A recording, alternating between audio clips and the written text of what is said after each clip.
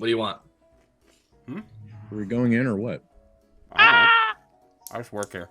What's up, party people? You've been in the whole Are we time. gonna stick it in or what? Cool. Welcome to tonight's episode of A Sinner's Right. Dream. Wait, are we actually And- live? Yeah, Yeah, we're no, we- actually live. Oh, shit. And I We're on beat the you to internet. it. Ha!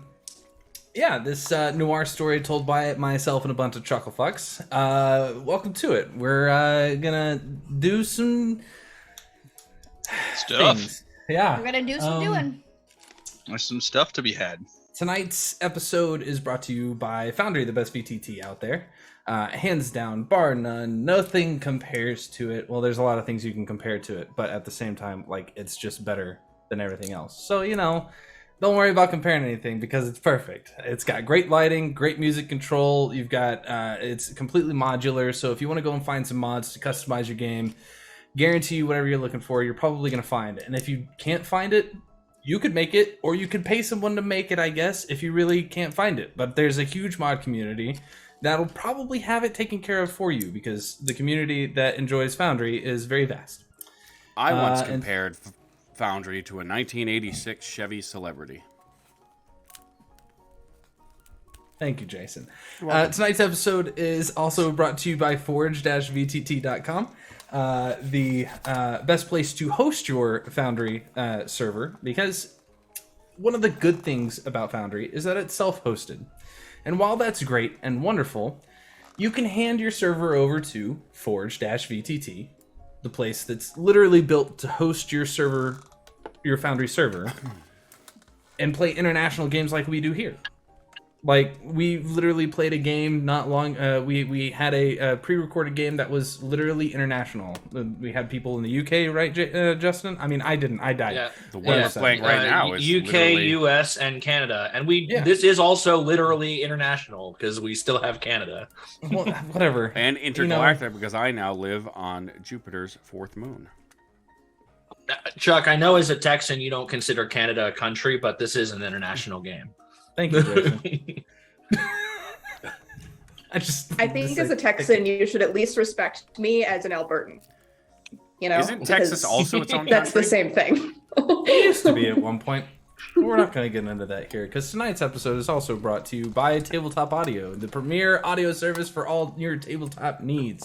Go to their website and you can find all sorts of different ambiance, all sorts of different, like, you know, background noises, background music, and for like $3 over there on their Patreon, you get a plethora more to choose from. There's literally no reason not to go and check them out. I mean, we've got Michael Gelfi that I also use whenever I, like, you know, need something that's a little bit longer than what they typically make.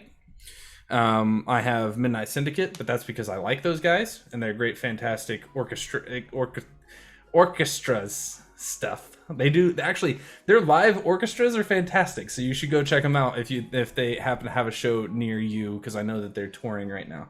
I'm missing some people. Who am I missing here? Who am I missing? I don't know. Jason, talk about Heavy other Arms? things, I guess. Heavy Arms, yeah, no, Heavy Arms. My friend Heavy Arms. He's also international, in case you didn't know that. Has a very What's up, party people? Give me ice cream. Thank you. I was like, is he here? And I was like, wait, Guest that star wasn't Robert British T. sounding. Reeves. I'm gonna get a fucking bill in the mail for that. I know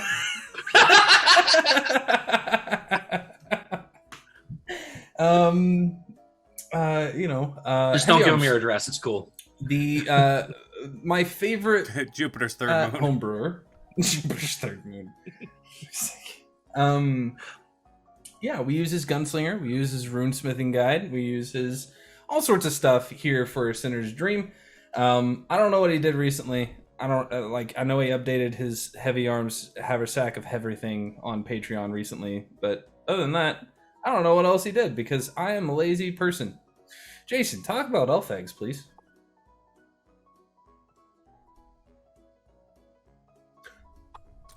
We make this look real easy, don't we, Justin? Oh yeah, yeah. When you guys see the pre-record, you know how much smoother this part of the stream goes. You know, honestly, okay, it's so about a you quarter of the have time. elf eggs, you know, and they're just eggs that stack up. The longer that you watch the Twitch show, it's pretty basic. So the more you watch the show, the more elf eggs you have. You can spend them on fun shit, mostly just dice. So if you want a cool set of dice, Just you want and- something dice? else? Just dice? I don't know, lap dance. I mean, there's nothing in the rules From that says JD, you can't. of course. I look on Zoom and there's just like sixes. No one's ever asked, so I don't know that they don't. I'll talk to Ryan. I'll see if it's in the bylaws. Brian will give you a lap dance if you have enough elf eggs. So spin them or suffer. I guess I don't know. It's canon That's it. now. Nothing we can do about it. Boom. Sorry, And, Ryan. and you know this is perfect because Adelaide's finally settling into her own as the chief of elf eggs. Yeah, charisma. she is the queen of all elf eggs. I'm gonna change the name. That's my first act. What would you to what? What do you any thoughts? I don't know. This is a fucking Jesus, interview now? Adelaide, we're trying to play a game here. Can I we don't know. start Let's yet? play. Let's play. Man, I These literally pre-show every reels- time these we pre-show record reels our could take- podcast for Call of Cthulhu, it's me and JD and the Canadians, and they just like chat shit for like 45 minutes until I'm like, please, can we just fucking play the game? Thank you. Can we start yet? Fucking Canadian. She fucking froze that. Canada just like. Well, that's what happens when you insult Canada. You freeze. I'm gonna go to the radio. The radio recap. Wonder who we'll have this week. Oh, Gentlemen, your attention, please. Someone once said that the world stands aside to make way for the man who knows where he's going. And so to... This is Kasmar Radio News. I am Walt Whistlebottom, covering this week for Cooper Castleberry. The Alderfell Ogres pulled off a major win against the Scrivening Inkwells in last week's Bludger Bowl tournament. We'll see if George Martin can pull off that level of Palehead magic next week against the #1 team in town, the Merlin Scarecrows. The train is scheduled to be back at full capacity within the week, with the construction to the railway including 2 tunnels through the mountainside. Rumour has it you'll be able to make it all the way to the top, with stops directly at the metal resorts.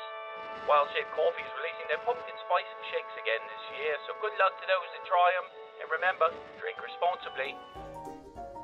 oh, I made a mistake. What's the mistake now? How do I Oh, get it? I made a mistake. He made a terrible mistake. He invited all of us to play D&D. It's true. Welcome back, party people. Welcome back, party people. Sorry about my shitty computer. Well, now it's time to give your immaculate notes. Okay, my immaculate notes. We, first of all, met with McCandless. He actually turned to be a pretty cool dude. So we talk shop, get some stuff. And then we all go and get tattoos after another romantic motorcycle ride. Then we discuss our casino plans yet again, just kind of hashing everything out, making sure it's all capiche. And we discuss that the Silver Dragon could be amenable. The Silver Dragon has been holed up for 250 years, which is interesting timing. It's earning. Mm-hmm. So we'll see. And then we head to the Red Dragon Casino, and we're setting up shop when all of a sudden Red Dragon himself is like, oh, I'll play with you. So. Well, that was more like, hey, we want to play with him. And he goes, okay. That's true. That's true. He did just kind of throw us in there. Yeah. Anybody else have anything to add? Other than we're all terrified? fucked. No. Going once, going twice, We're fucked. and here we go. So, as we sit around this table in this darker room compared to the rest of this gleaming, glittering red casino, a single spotlight comes down over the top of a green table the handful of squares in the center of it as Harold sits next to the dealer, this red dragonborn, dressed to the nines, his spine's kind of like all shined up and polished. Veda sitting next to Harold as this figure, this proprietor of the Jealous Devil, with his hair slicked back, pushes his coat off as it burns into nothing, and sits at the table. Orders a drink. Welcome to Flavor Town. And says, "Dealer's in." And we're going to start this party. So I have sent the 2 players at this table a set of rules that are custom to how I'm going to handle gambling in all of ASD from this point forward. We will not be doing anything random for other gambling games. It is a standardized version. If you would like the rules, ping me in Discord at some point and I can put them out there. Now then, that said, the first round is the ante, and we will start in counterclockwise order, looking down over the top of the table.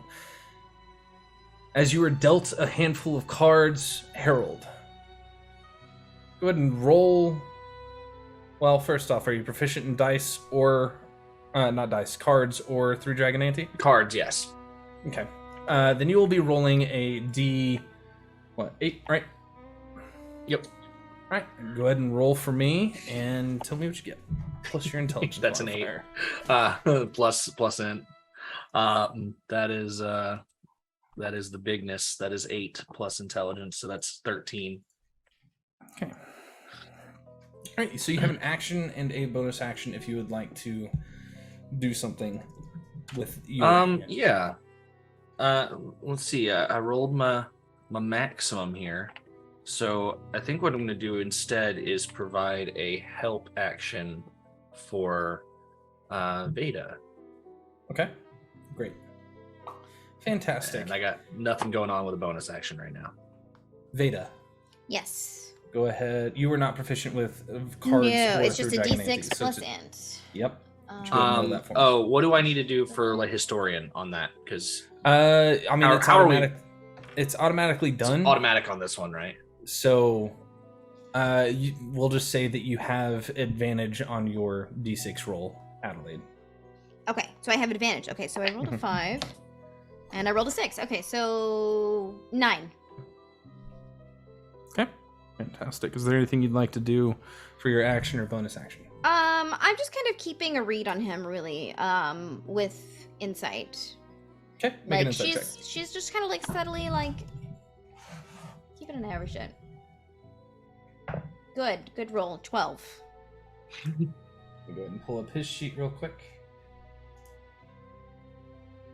I am also keeping very, very close eye. Okay, you can go ahead and make on an the full chapter. you can go ahead and make a perception check as well, or non-perception, insight if you would like. I would like to as well. By all means. It was so close to being a good number, but it's a 16. So here's how I'm going to roll this, Adelaide, for your roll. You beat him on his deception check. Okay. So he will have disadvantage on his roll to see how he does. Okay. If he rolls whenever it comes to his action, he will take his action. If he takes it up, he'll just re-roll entirely and call it good. Yeah? I don't know what you just said, but yes. Yeah, sure, Okay, sure. Cool. Fantastic. So sitting here, as you're kind of like looking at your cards, you're kind of spinning through the rules that are going through your head as Harold just kind of like glances over and nudges your elbow for a second and kind of nods towards the hand that's on its way out and kind of helping you settle your nerves for a moment. You look up, look at him, look at your hand again, feel fairly confident in what you have so far. As you can see him just studying his cards, he looks like he's just simply waiting. There doesn't seem to be anything wrong with what he's doing so far. Mac, what'd you get on your insight check? Only 16. Nothing 16? good. Wilhelm and Mac, as you guys are watching him play, he is seasoned at this particular table. This is his. You can see now that the other two seats that are next to him actually have a bit of dust on them. They don't look like they've found anybody sitting in them in quite some time. And it's odd. Something's off. He's not going full tilt yet. He's playing around. His turn. Okay. And for his action, he will... You know what? He's going to hold on to that.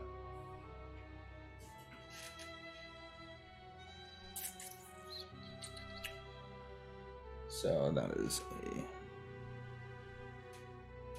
Okay. As he is sitting there, he just kind of looks up and just puts his hand down flat. Kobold comes up with a drink in hand. You can see there's like a small shot there in front of him that's like almost glowing softly, kind of uplighting that his chin for a moment before he shoots it back. Now, I find it interesting that you wanted to play with me. Tell me, what piqued your interest? Well, when you have means, you want to find people who you think might be on your level in that respect, or perhaps higher.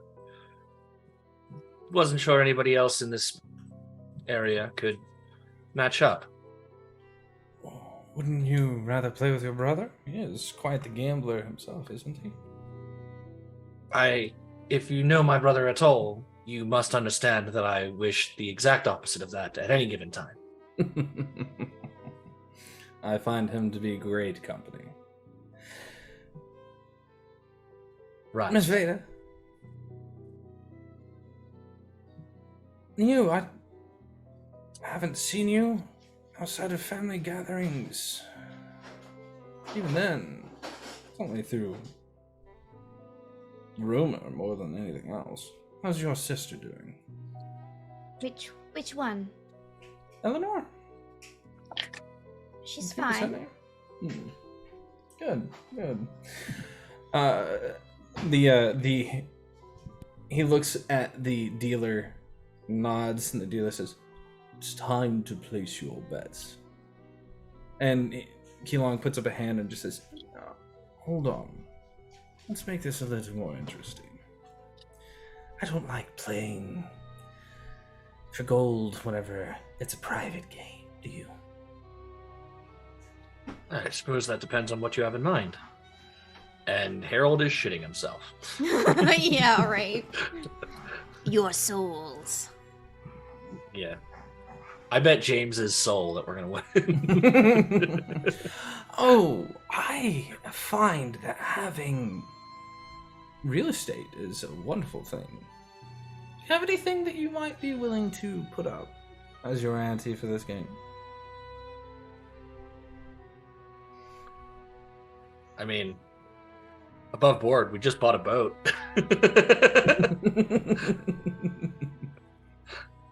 If not, we can play the boring way. It's fine. It's fine.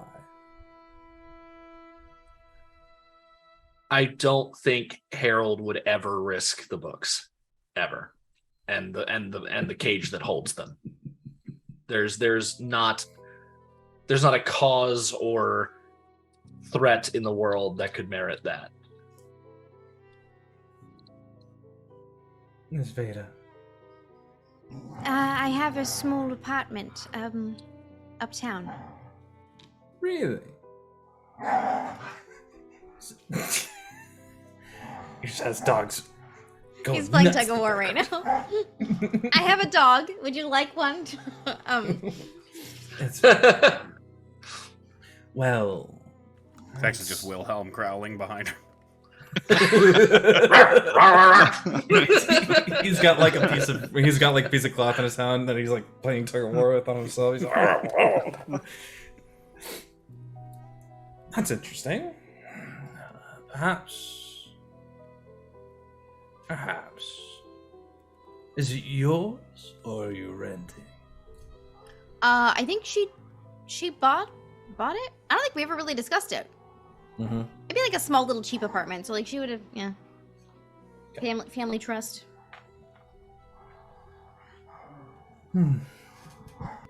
Unlike somebody, you actually have access to yours. Little small for my taste. What about trinkets? Is there anything you're willing to give up? I have a few things. Harold is more interested in that. He will fish from his pocket I imagine it's kind of like a silver ring with like perhaps an amethyst or some kind of like purplish gem inside of it, and slides it forward gently on the table. It's a rare item. It's a ring of psychic resistance. Interesting. Actually, I just realized this isn't a ring. This was an item that I added because you gave me an item that doesn't exist. It's a hat. It is. It's a very magical hat of psychic resistance. It's just made of tinfoil. There are no magical properties to it. It's just tinfoil, and that actually protects me. Okay. I mean, if you'd like to make it a ring for this, that's fine. I know I said it was a hat before, but okay. It's cooler if it's a ring. It is. Miss Bennett, anything, or are you putting up the apartment? Yes, Miss Bennett, of course you have these. Oh, I'm sorry. And Wilhelm he takes out of his pocket and puts down the knuckle dusters. Ooh. Oh. Ooh. What the fuck? Which ones? The magic ones. I have to ask. Yeah. I think you literally named them the knuckles of dust, yeah. Yeah. The ice ones. She's just like looking over her shoulder like, are you serious? Like, are you sure? Super cereals. I mean, they're yours. I was just holding them. But you can beat him. She'll push them out on the table. Interesting.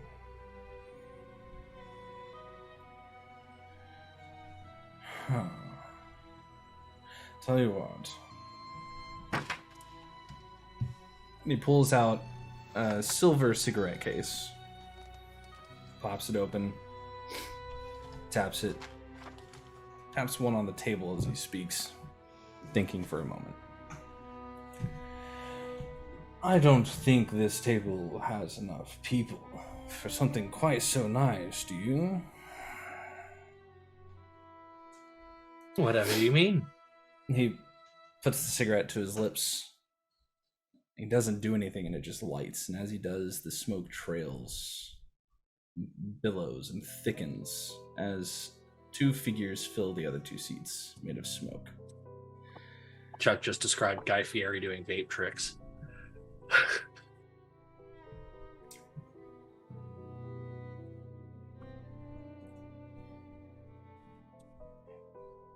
I'll put...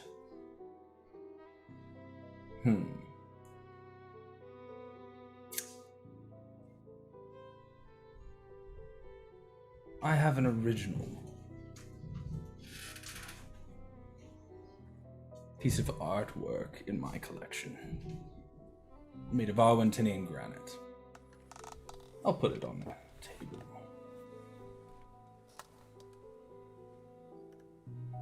One of the first. I always get confused between the artist's name and the husband's name. Which one's the It's artist? Saffron. Saffron. Saffron is the husband, though, right? Oh, Saffron is the husband. Woodward Saffron is the husband. artist. Woodward is the, yeah. Yeah. Well, Renee. Yeah. Mhm.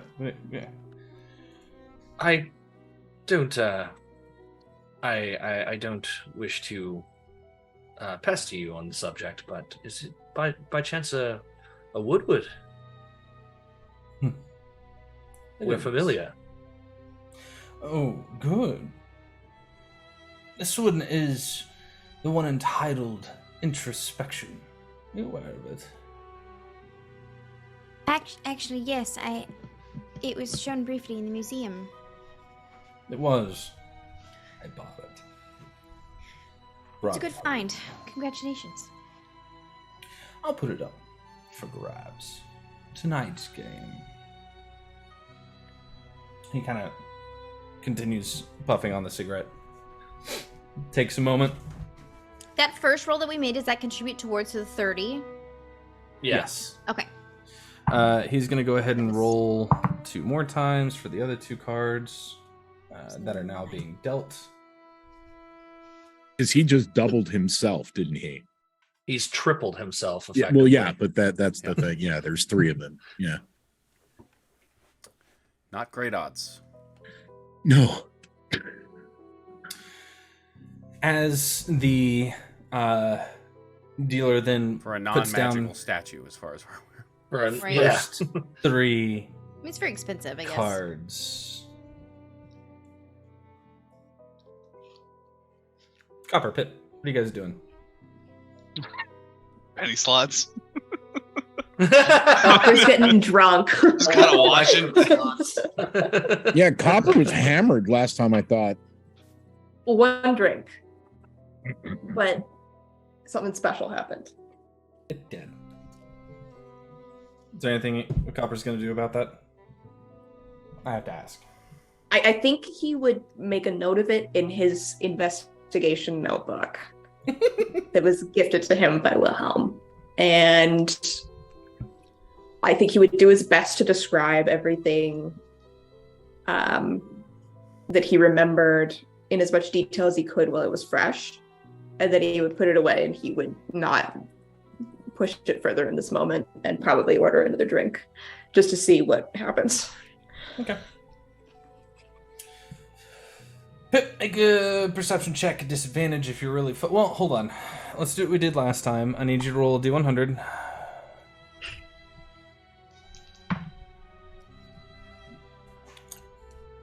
$91. Wow. Oh, Okay. yeah, 91 Electrum. Stinking rich. You do take 80 Electrum. And profit over the next 10 minutes. Harold. Go ahead and roll. So we roll, and then if we want to do something to it, then we do, right? Yes. Or do we do something first? I forget how we. You're going to roll Game it first, out. and then you'll do something. And if you succeed on it, you can roll again and take the higher or lower Okay. of the 2.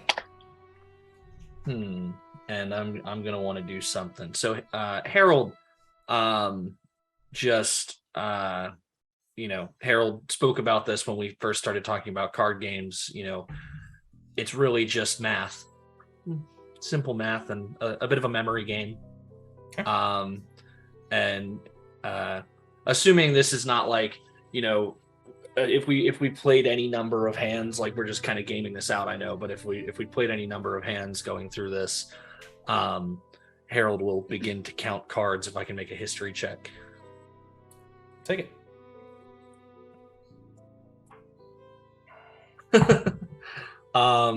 So on a 3 on the die and a 3 on the D4 that I get with history checks, that's going to be a 19. You're not caught. Go ahead and roll. Okay. That's not much better. It's only a 2 plus 5 is 7, so 20 total. Okay. I literally rolled a 1 and a 2 on the D8s. Adelaide, D6, please. Okay. God, what is my sheet again? Intelligence. 7. Okay. What kind of action would you like to take? Another insight. I don't know. Maybe also perception. Go for Like she's perception. getting like a vibe on not what his motivations are, but like if there's anything kind of going on in the background. Okay. Okay. 17. You are not successful in this. Your nerves kind of get worked up as you're not like as the next set of cards is put out. You're trying to build your flight out from the mortals in your hand, and like as you're looking at it, you find yourself looking at a goblin and going, "That ought to be fine, right?" And then you look up and around and kind of don't really see anything happening in the background. What did you get? Dice roll or perception? Dice roll. 7. So, okay. Okay. Great. His turn. Is there a way to use sleight of hand to see if he's doing anything hinky, or would that be a insider investigation? I'd call it insight or perception. Okay.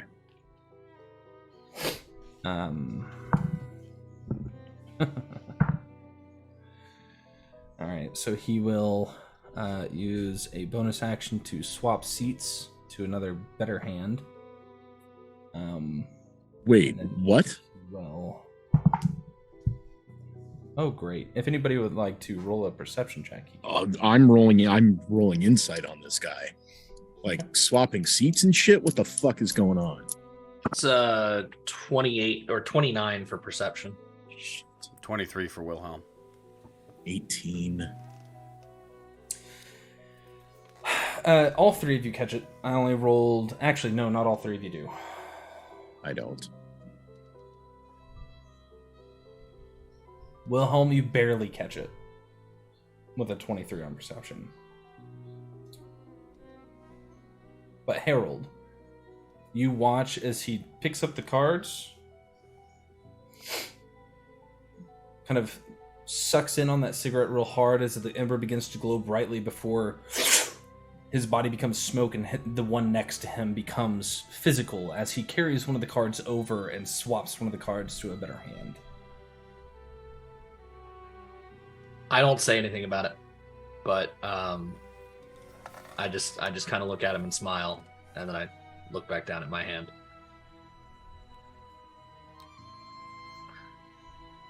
You catch that, Wilhelm, but you're not sure if it's your mind or not.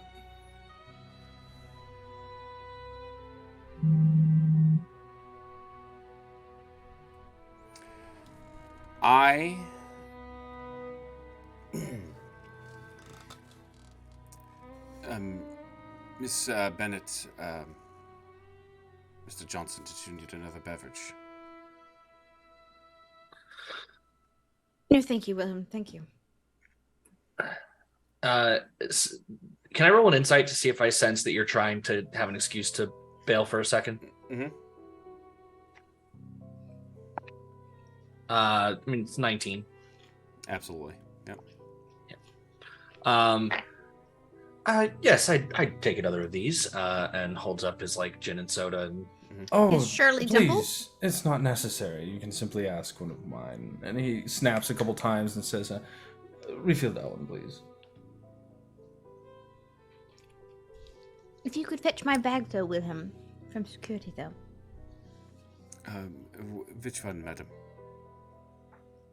The red one, of course. Yes.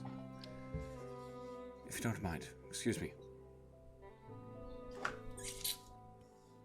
Miss Bennett, do you need that escorted at all? No, it's just my lipstick, thank you. I thought, okay, I understand. Is there actually a red bag at security, though? Yeah, Okay. she would have left her bag at security, yeah. Mm-hmm. Okay. But he needs an excuse to get away. There you go. I'm looking for... I was going to go talk to Copper, but Copper's at the bar now, so now I have to go look for Pip. Well, Copper is sitting like not even a full 20 feet from the door to the private room. You're gonna walk Yeah, at that bar. You turn to leave and you're like, by.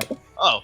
Hey. Well, I thought Copper was sitting at the bar. That was kind of like why I thought we positioned there, so that I could go back and forth and relay information to Copper at the bar. I didn't know Copper was getting drunk there. But, I wouldn't say Copper's drunk. I don't think he's that far into it yet. but I am actually looking for Pip. Fine. I'm within sight whenever he leaves, so Yeah. if he makes eyes, I can get up. Pip, do you have that card that your grandmother gave you? You were telling me about it. The one you were telling me about, the credit card. Yeah. Oh shit. What do you have in mind? Well, the tables now, the odds have turned. It's essentially 3 against 2. We could try to rattle his cage a bit. And you are, in fact, going to a game on a boat, yes, with Mr. Johnson and Miss Bennett? I was going to deal, but yes.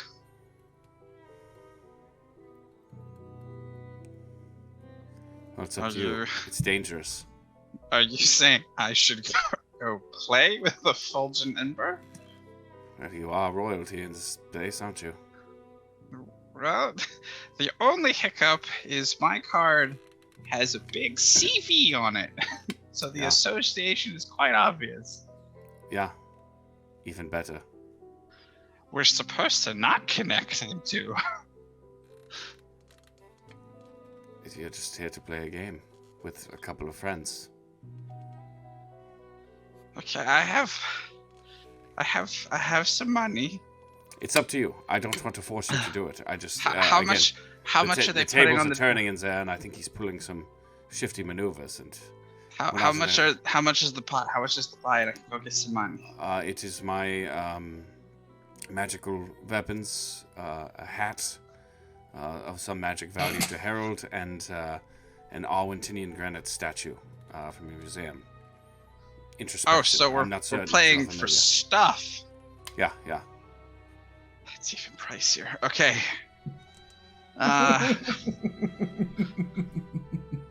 9 sickles and a dung bomb. Okay. Back in the room.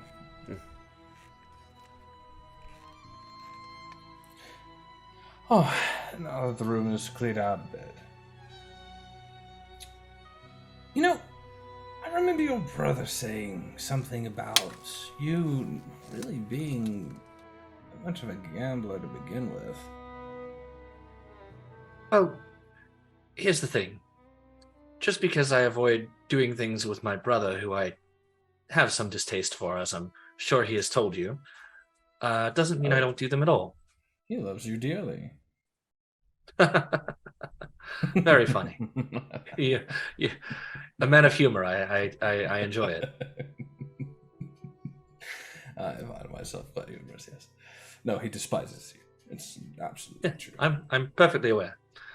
He comes around with the specific purpose to make my life more difficult at whatever most inopportune moment there is. Which sounds like siblings. You know. Only in Kasmar.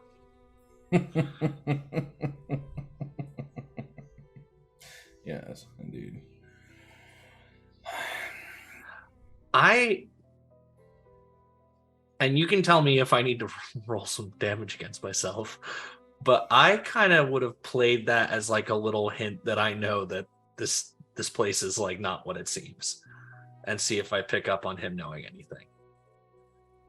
Nothing happens. Okay. Can I make an insight check as to why nothing happened?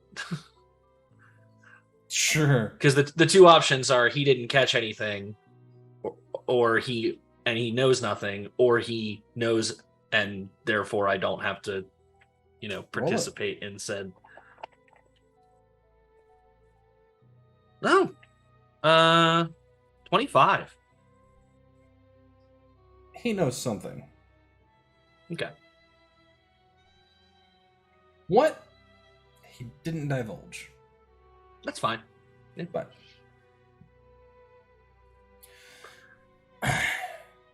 you, Miss Bennett, middle one.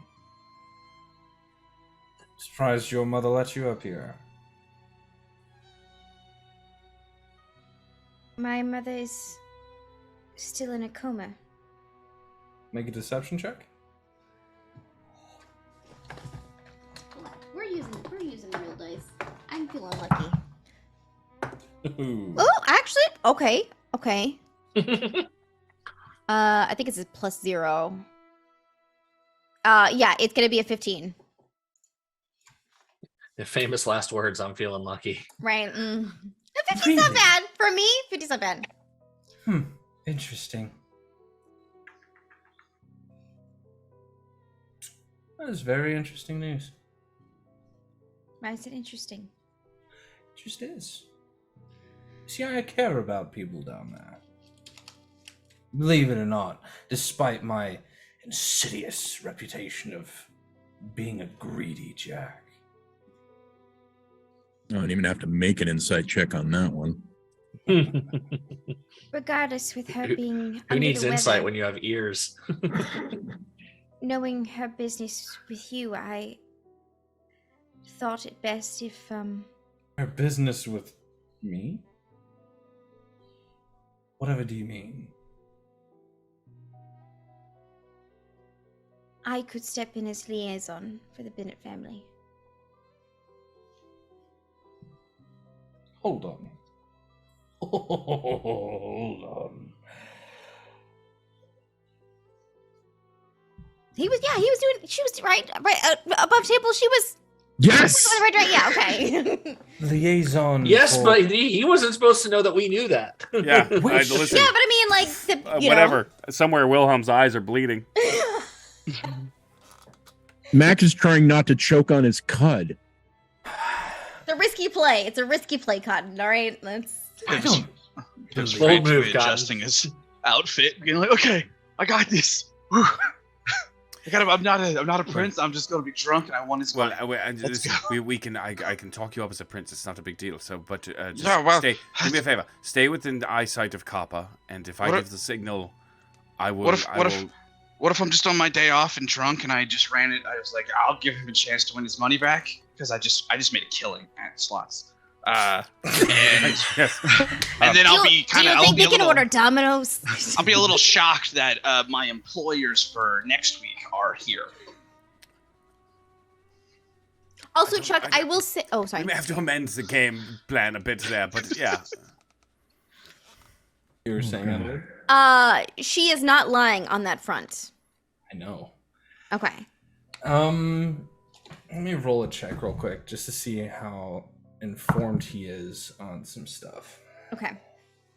So, listen, Pip. Again, let's not talk about them being your employers. If we could go this route, you are not going to be the dealer. Unfortunately, we'll have to find someone else. But let's table it unless I think it's necessary. I just want to be prepared. But I don't have much time. I have to move. Yeah, go ahead. I'll make my way to the bar. I find it interesting that your security and your staff are renowned members of Weatherford Hole investigations. Yes, that's how I met Harold. So, tell me,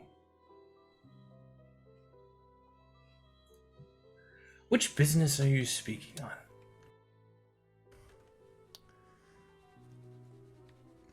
I think you and I both know very well. Oh, I don't. I have multiple businesses with many families in this city. Don't be coy. Harold. Perhaps business could be discussed another time. Trying desperately to get you out of this. Right. I'm fine. She's fine. You know what? Fuck it. Yeah, I'm fine. I can beat it. That's what I said. I think, you know what, Veda? That's what I said. Go get him. Yeah, I'm fine. Interesting. All right, we're doing it in his lair, apparently. Listen, had we been having this conversation in January, it would be much different. Maybe. Listen, investigation We pays should. shit. We needed the extra cash. That's all. Maybe we should continue our game. Dealer, deal us in. Bring us home. Whenever you're ready, Chuck, I arrive with Veda's red bag. Is it 30 or 60? 30. 30. Yep. You arrive with Veda's red bag as the final couple of cards are played down. Will Harold please roll? I have don't done know. so. Do And I I don't have to know tell the- you right now what I've rolled? No, you can tell me that you can roll now. Keep it in mind, and then if you want to, I will not use my action for myself. I will use it for Veda as a help action. fantastic. With a 14, can I read Mac's face? I'm gonna say you don't even have to worry about it. You can feel the tension in this room as literally every other table is currently like cheering and having a good time. Some of them are a little bit more serious, but this one you could cut the tension with a knife. If my eyes could say to Mac, what the fuck? I was gone for 5 minutes. Harold, what did you get? What was your final? You just told me I didn't have to tell you. Well, you said you didn't want to take an action, so I can make an inference if I need to. Okay. Plus 5 is Smooth, 10 for a smooth. 30. Beautiful. Veda, roll please. That's a 2 plus 3, 5. You have advantage. Help Yep. action. That's a 2 plus 3, 5. Love it. Love it. Honestly, I had too many attunements. Anyways, it's not a big deal. Do you have any? It's fine. Do you have any actions or bonus actions you'd like to make, Adelaide? Hopefully, I'll win them. I'm close. I was 975. What is that? I don't know. I don't know what that You're is. sitting at Someone else 21 said it. out of 30. Okay. I can make that. I Okay. can do that. No, she is going. No, I think she's kind of like just eyeballing him down, like just Tell you giving what. like not the death stare, but like confident. Intimidate the dragon for me, please.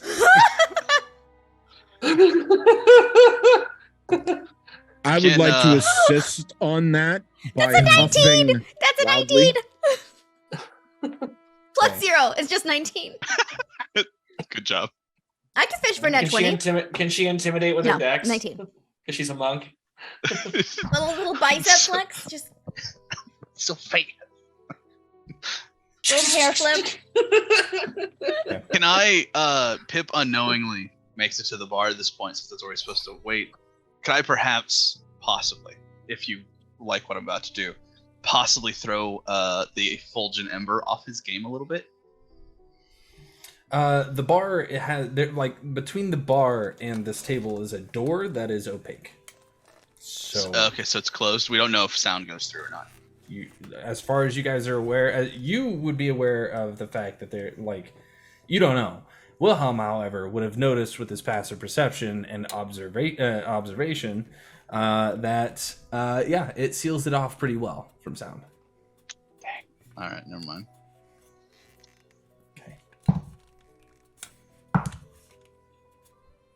Okay. Just to make sure I did my math right. 8 plus 5 is 13. 2 plus 5 is 7. Yeah, okay. Do the runes make an audible noise? No. Okay. Okay. He's gonna try and do the old switcheroo again. If anybody would like to make a perception check. Yes. What's the point? Oh, not good. Yeah, no. Swear to God, same roll, 29. 15. I've rolled 9. 4 18s tonight on that die. 7. Harold. I'm so pissed. He swaps. And a couple of 2s. He swaps seats, but you don't catch him cheating somehow in this moment. So do some basic math real quick. So that's a Mac, are you gonna say so? Yeah, you are. Oh shit. Okay. interesting. Interesting. Interesting. Proper pronunciation. Interessante. As C'est très intéressant. C'est très intéressant. as the final cards are pulled, he once again swaps seats multiple times rapidly. Jesus. Fucking 3-card Monty and 3 Dragon Ante over here. And he grins from the seat next to Veda and flips his cards over to play his flight out. And it's a near perfect hand. It is. However, Harold, as he goes to pull those things towards him, the hat ring and the knuckles, what do you do as you win this game? By 1. Oh, damn. Oh, that was it? Oh, I thought we had one more roll. You know, Gilong, I'm not 100% on the rules, but if you could tell me what this means, and I just play my hand. He stops. I like you. You are related. And he pushes the stuff back over towards you. Should my people get with your people on the statue? Where would you like it delivered? Well, you know, we have just bought a boat, very recently. You want to put a statue on a boat? Mr. I mean, Johnson, how heavy is the statue? I'm sorry to interrupt, but I have to remind you that boat is going to be in use next week, so deliveries may not be. Dreadful memory. I am terribly sorry. We have a bit of a card game of our own next week, on our new boat. Really? Right. Harold and I are throwing a little shindig together. What are the stakes? Oh, yeah, just a few thousand gold a hand. Nothing spectacular. Very well. Kind of pushes the stuff over to you. Rises up. The smoke kind of dissipates. We had a guest list put together. I do recall. I don't think there was much room there, Harold. Were you not? Did we not? Oh, this is embarrassing. For at least one of us. Make a deception check, please. Oh boy, here's where I needed that Eagle Splendor. Can he get an assist since I am helping him with this ruse? Actually, yeah. Oh, good, because I needed that. Good. Is it a nat 20? No, it's not. But it's a 17, but it was a 3. Oh, that's cool. We'll take that. We'll take that. +1, I believe. I think Harold has a +1 to charisma. I realized that was a nat 20 reaction, but for Harold to convince anyone of anything, close enough. An 18 is not bad.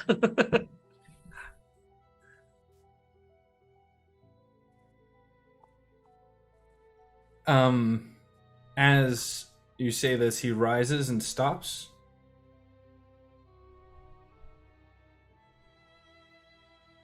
You've played a single game with me. Why would you? Well, right, but there's not a great number of people in Kasmar that, well, first of all, that have the funds to join such a game, and second of all, to be honest, most of the people who do have the funds are not exactly people I want to put myself in a room with. Really? Like who? I mean, I'm just assuming. I know my parents, and I certainly don't want to be in a room with them, for one reason or another. Did we invite Saffron? He was on the list of We consideration. invited James. We invited James, right? Mm-hmm. Yeah, James. Yeah. We did. I have Scotty O'Hale, James, the Dick brother. Yentris was a maybe.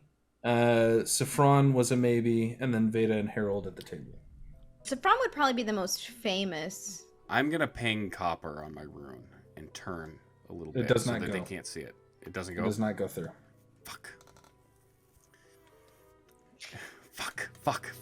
Okay. Actually, it might be exciting. The husband of our artist for the evening will be in attendance. I will just lean in and be, yes, and James confirmed as well, just as we had arrived. I just hadn't a chance to inform you. Oh, wonderful. Sorry, we had made, obviously, given our recent purchase, we wanted to make sure all our this is Justin blanking, not Harold. All our God damn it. Yes. Yeah, guess. Investors? No, all of our investments were in order. Yeah. Our finances were in order. James, surely you don't mean... Like, yes. Centaulius. James Centaulius. Do I know that last name? I actually know his. Didn't Pip give us his true name? You didn't. Shit. Pip did God not. damn it, Pip. Your fucking secrets are killing me. Possibly literally. You can roll a history check, but it's an incredibly high DC. Good thing I get a plus D4 on that. Except 10 plus 2 plus 13 is 25. Or, yeah, 25. 21. Yeah. Nope. Really? It's okay, just telling the truth. It's like, I we get didn't catch his name. Advantage with Sage? Give me another crack at it? Yeah. I'd have to Wilhelm, live. Wilhelm, I don't know that you can crack the number I have. Whatever, man. I could have, but I rolled a 10 and a 2 on my fucking dice. Sure. No, I mean that's fine if I don't remember that last name. List some investments he's made. Really? And here's the thing: if it's not the James that we're talking about, that's funny That's too. fine, yeah. Because all we need Nope. it to be is someone who makes him upset. The casino is called the Jealous Devil. Come on. Oh, that's right. Yeah. That is an interesting guest list. Where is the invitation open, or all the seats full? I'm gonna look at Harold and like fake thinking about it. I think we could probably make room, I guess. It would be a bit of a stretch. Well, I'll just. Do I remember Mr. Yintrist's first name? Kuskin. I remember his Kuskin. Take fucking inspiration for remembering that Wow. shit. Holy shit. Where's Wow. my notes, Adelaide? Fuck And you! so- and so I never I even will- met Yintrist. I was I gonna will say she lean wasn't in. even there. Well, I will lean in Yeah, I will and lean Tannel. Yeah. and be like, Yeah, I remember Tennille, Mr. the Kuskin. wife. I don't remember. And Mr. Kuskin, interest, he unfortunately will not be able to make it. So we do actually have an open seat. That's wonderful news. If you want to play Sir? with it. When will it be held? It's what, like 3 days from now or something like yeah, that. it's like it's a week or less. And It's Yeah. about a week, I think, if I remember right. Not quite Okay, a week from here. Okay. Yeah. Only around this time next week. The boat will be docked off of XYZ port that we know we're going to be at, off of Pier 57. Fucking Yeah. we wanted Pier 1, but that import place took it up. Thanks, Adelaide. Well, Scrungle. I will check my calendar. We will see. Thank you Right for then. such an interesting game. I'll bring my statue with me to the boat. My bad. Wonderful. I apologize. Your statue. Pleasure. Now then, I have business to attend to. Have a good evening. I'm sure. You're quite busy. But by the way, sir, I don't mean to correct you, but I would understand the man of your stature would have a good amount of information. The reason why we're all here is that Weatherford Hole investigations doesn't exist anymore. Weatherford himself is missing, and we don't get paid. We gotta go do something else. But I Yes. appreciate you knowing who we are. Huh. Or Now were. That's interesting. Oh, And he Let's turns just- to the door and exits. Kuskin, man, what a pull. Just immediate exhale. Oh my god. Yeah, Whew. yeah, Kuskin and Tanil. My Harold's butthole unclenches. Don't give me those. Take them back. And she just kind of shoves the knuckle dusters back over. Are you crazy? Harold will equip one and punch Wilhelm in the stomach with it. No, just kidding. Try me, Harold. With what? With my strength of, I think 0, maybe -1. So 0. It's actually on the screen on the stream right now.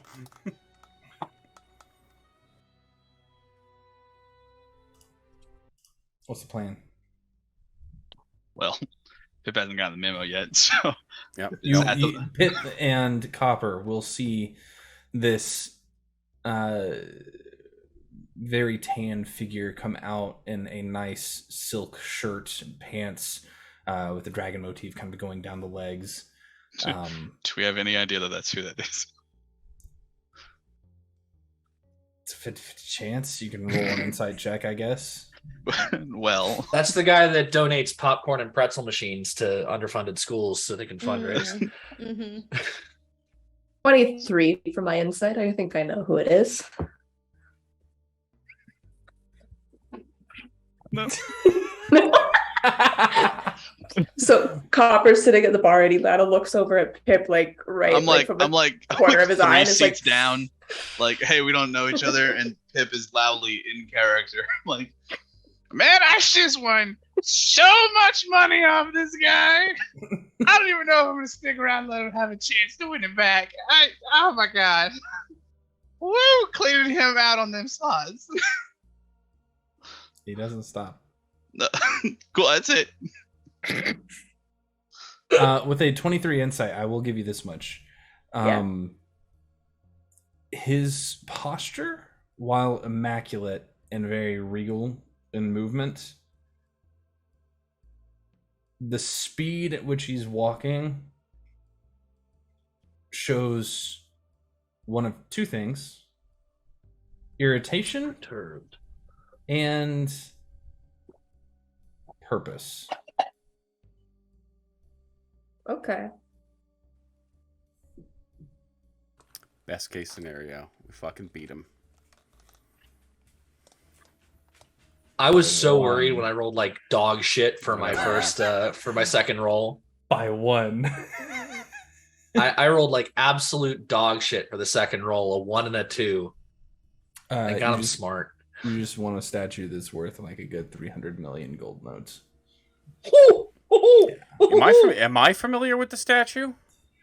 Yes, you would be, because you studied it back whenever we were doing the whole art gallery situation. Introspection was one of the first Woodward sculptures. It was the second one, actually. Yep, all right. And it's actually not that large, but it is considered like Nearly one of the best. Love it. Mm-hmm.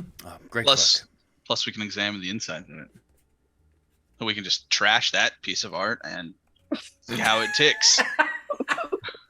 Harold doesn't hear that, but something in his head just The tinnitus is going off. Yeah, there's just a ringing in his ears. Just absolute mop. What's the plan? What are we doing? Leave. Well, I think I'm just gonna elbow Mac in the ribs on my way out. Say, look at that, Mac. You're famous. Oh no, you were out of the room. He made all of us. You, me, Harold. Yeah. Strange you bought that bit about that's how we met. I mean, our families have known each other for decades, centuries almost. We were implying. I was implying that's where our friendship developed. Thank you. And that is When we all needed work, it was Veda was hiring. Harold got his jobs. Anyways, has anybody actually looked into Weatherford missing? I didn't even. We recovered him. Yeah, he was. We recovered him at one point. Yeah, we recovered him. Yeah, he was just drinking in the. Yeah, he was drunk and fucking just a complete nut bar and losing his mind. Yeah, and then he got the shit kicked out of him. And we he's saved recovering at the Lilies right now. So as far as the rest of the world is concerned, he's missing. He's missing. Yeah. Fair enough. Or I mean, the last time we saw him, he was in a place where people who are in the world don't know where he can be. Yeah. Carry on. How hurt was he during the explosion? He was pretty rough, but he didn't notice. He was drinking in the bar. That's right. If I remember right, he was actually up in the hospital at the time. Mm-hmm. Yeah, he was. That area did not get touched. Right. And then he was able to. He was well enough to kind of help with. Everybody else. He was well enough to berate us while we saved everybody's lives. Yeah. As is tradition. That's right. Yeah. Including his. We is a strong word there. So, shall we leave? Maybe go to colder climes? Yes, please. I have another stop to make. I think Harold and I wanted to go inquire about another dragon. Yes. Well, that's what I just recommended. Colder climes. Yeah, but not the vapor. That's just what I assumed you meant. Yeah. Yeah, I am not talking about the vapor, no. But you can go there. We can meet you there. So you want to get a third one involved? All right, cool. This is for Fine. a bit of a passion project. It's unrelated to our current endeavors. This current endeavor. You want me to go check out the Jungle Theme Casino while we're up here too? See what he's doing? Maybe if you'd like to find the Black Dragon in the dump, that'd be interesting. I live next to it. There is no Black Dragon in the dump. That's what I keep saying. But it's funny to me that is where your mind goes. Yeah, immediately. I mean, if you want to go talk to another one, why not we just get them all involved? It's not a bad plan. It's the worst possible plan we could possibly think of, actually. Yeah, I'm kind of right up there with Veda. All cities balance themselves. Yeah, I just don't want to be in the middle of it, you know? Anyways, this has nothing to do with anything else that's going on. This has to do with a different research project that Harold and I are working on. So. Fabulous. Hey, let's get out of this room. Who knows who can listen in here. And, why don't we go pick up Copper and the kid and... Harold, you have the name. I know I messaged it to you last week, and I'm buried in messages. The name of the dragon we're looking for? Or Tulan? Tianyan? Tianyan, yes. Oh, yeah. Mm-hmm.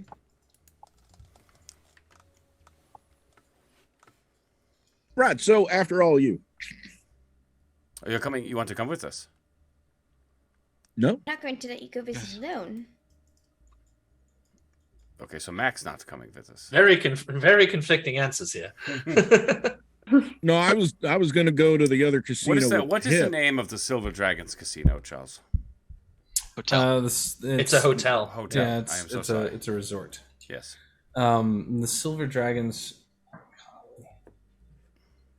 Cobalt Disney World.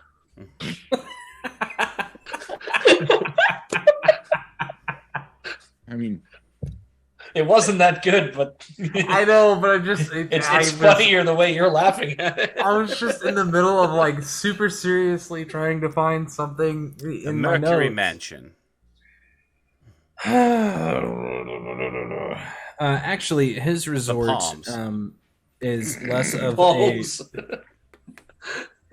a The Moon Palace in Cancun.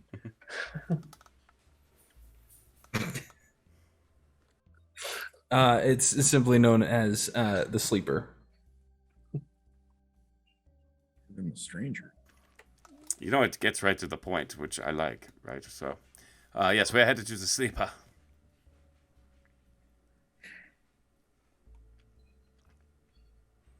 It is up to you, Harold. I know you may have business to discuss with the Vapor. No, Yeah. Not Harold, I'm sorry. Mac. Oh.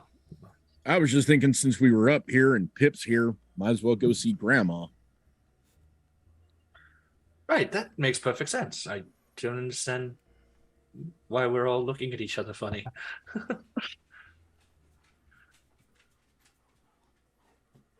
I like to think Pip and Copper We are still don't at the trust bar. her. No, you two, you are with us. We are all together outside of Okay. the casino.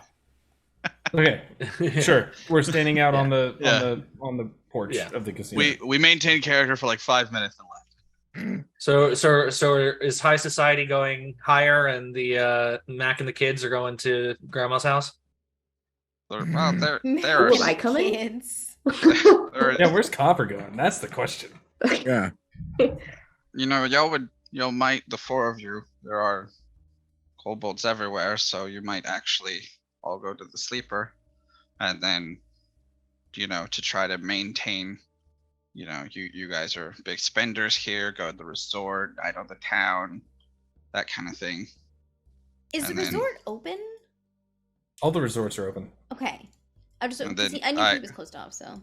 I was mean- kind of playing like a casino junkie in there, after I just Cool, totally great. swept the Continue floor to have with a that. ball. You and take Copper out. You know, you could use a good night on the town. Have a blast. You win. Am I gonna meet Grandma? Would you like Because to? I don't know. Maybe? She We split sounds the party, terrifying. Chuck. We split the party again. We split the party directly down the middle, as is tradition. Yes. It's fine. Since episode 1. I mean, Listen, I splitting recommended- splitting the party is a natural thing with D&D, okay? And I It is, reckon- especially in a reckon- modern setting. It makes sense. I'm not arguing it. I'm not saying anything against it. It's reality right now. No. So- and I think canon to episode 1 was we split it in precisely 2 ways: the pros and the cons. Yep. Yep. And the cons screwed up the pros Oh, big time. I mean, really, Pip suggested the four of you go to the Sleeper to maintain the image, and then Copper and I can go to see Grandma. Yeah. That'd be fun. That would be fun. All right. Copper and Pip's day trip to the resort. Here's the thing. Harold will very clearly cast the message cantrip, so y'all can't hear what I'm saying, but Matt can. We are not leaving them unattended up here. Absolutely not. Under no circumstances. I'm I'm sure just you were kinda- already thinking this. I'm just kind of but, nodding. Yeah. Yeah. Here's the I'm thing, sure the you two were of already you- thinking this, but I just wanted to be clear. Is there anything, Pip? Is there anything you think the Vapor is afraid of? Oh, Right. All right. Keylong is the same way, right? Even if he thinks that we are up to something, and I'm sure he does, his curiosity is going to be piqued. And Did worst it- case scenario, he's going to get a bunch of people that he doesn't like very much all in one place. did it not go well in there? I mean, Actually, it went very well. Yeah, yes, it did, actually. If we make it through this next endeavor, we are going to be extremely wealthy. Not Why that is I've that? ever put too Let's much thought into that. Let's work on alive first. I will go with Pip and Copper to the Vapor because I want to see if she's got any more information on him and anything that can help us take out him. Remember, she sent us to James first. So maybe there's something after that. Yeah, that's a good plan. So go do I that. can- I and- Okay, I can take care of it. Just if you're going to see another dragon, Wilhelm, just be cautious of the concessions you make. It's a slippery slope. Oh, and I didn't mean it, by the way, that I take over. I was just bluffing. I think he. I'm going to start walking. I am picking Pip up by the back of his vest. Hi. Pip, I almost hate to say this to you, Along. Pip, but dirty hands can't wash themselves. God dang it. I don't know what that means. Bye. Yep, nope, you're coming. It's like, come on, Copper, let's go. I'm Let's taking go your talk. inspiration away. Did you just rip off Soul from last night? Oh no, it was Ben. That was Ben. Ben. That was Ben. It was Ben yes. from last night. Yeah. So good. Just Anyway. yep, reaching down, picking Pip up. Just Copper, going, are you going to see Grandma or are you going to see I'm going the to see Sylvie? Grandma.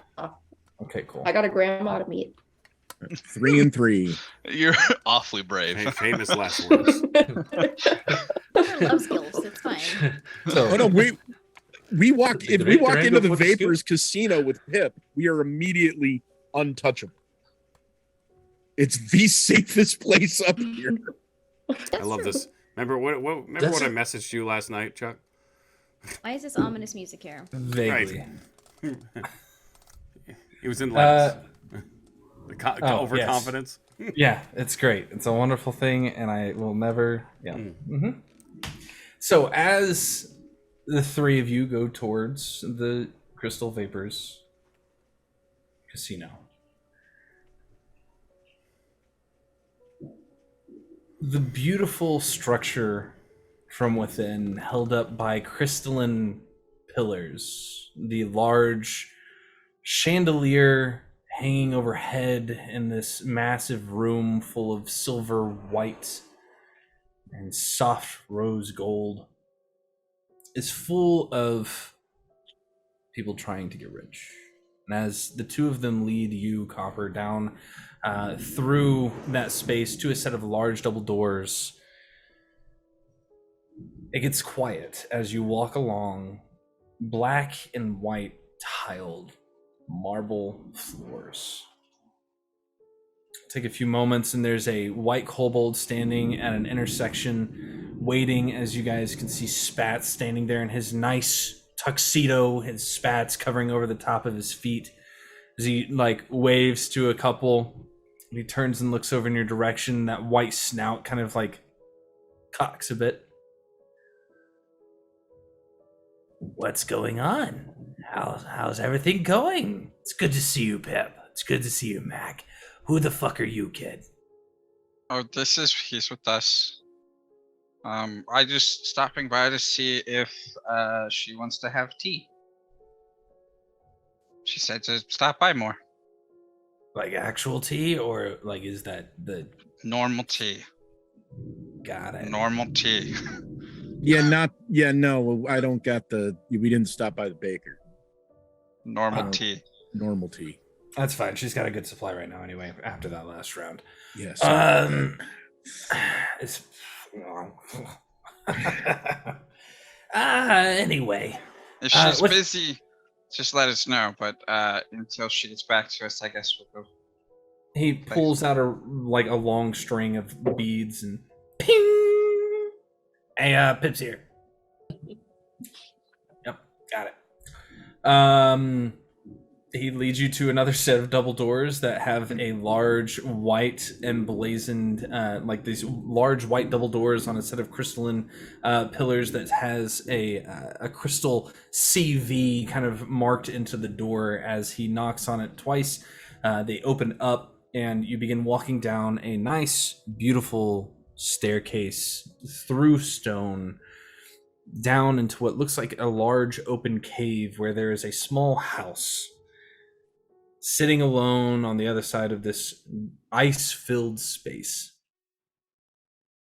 And he walks down to the door, knocks on it twice, and scampers back up the stairs. And you will hear a, "Come in! It's a pleasure to see you all!" Hello. After you, Pip. Copper, please close the door behind us. Mac has come with us, and I brought our new friend Copper.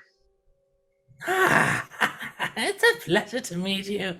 And as you enter into this short hallway, you can see, at the end of the hallway, there is a mirror that you can see yourself in.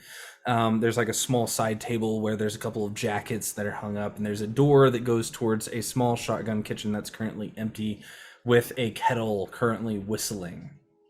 As they lead you into the space, they kind of, kick off their shoes a bit and walk into a small living room where there's a radio on one side, kind of pulsing gently, a nice couch that is that looks like it's been worn for quite some time, and there is a little lady with a bonnet over the top of her head, currently in like a muumuu, like this white muumuu, sitting there with crochet in hand, currently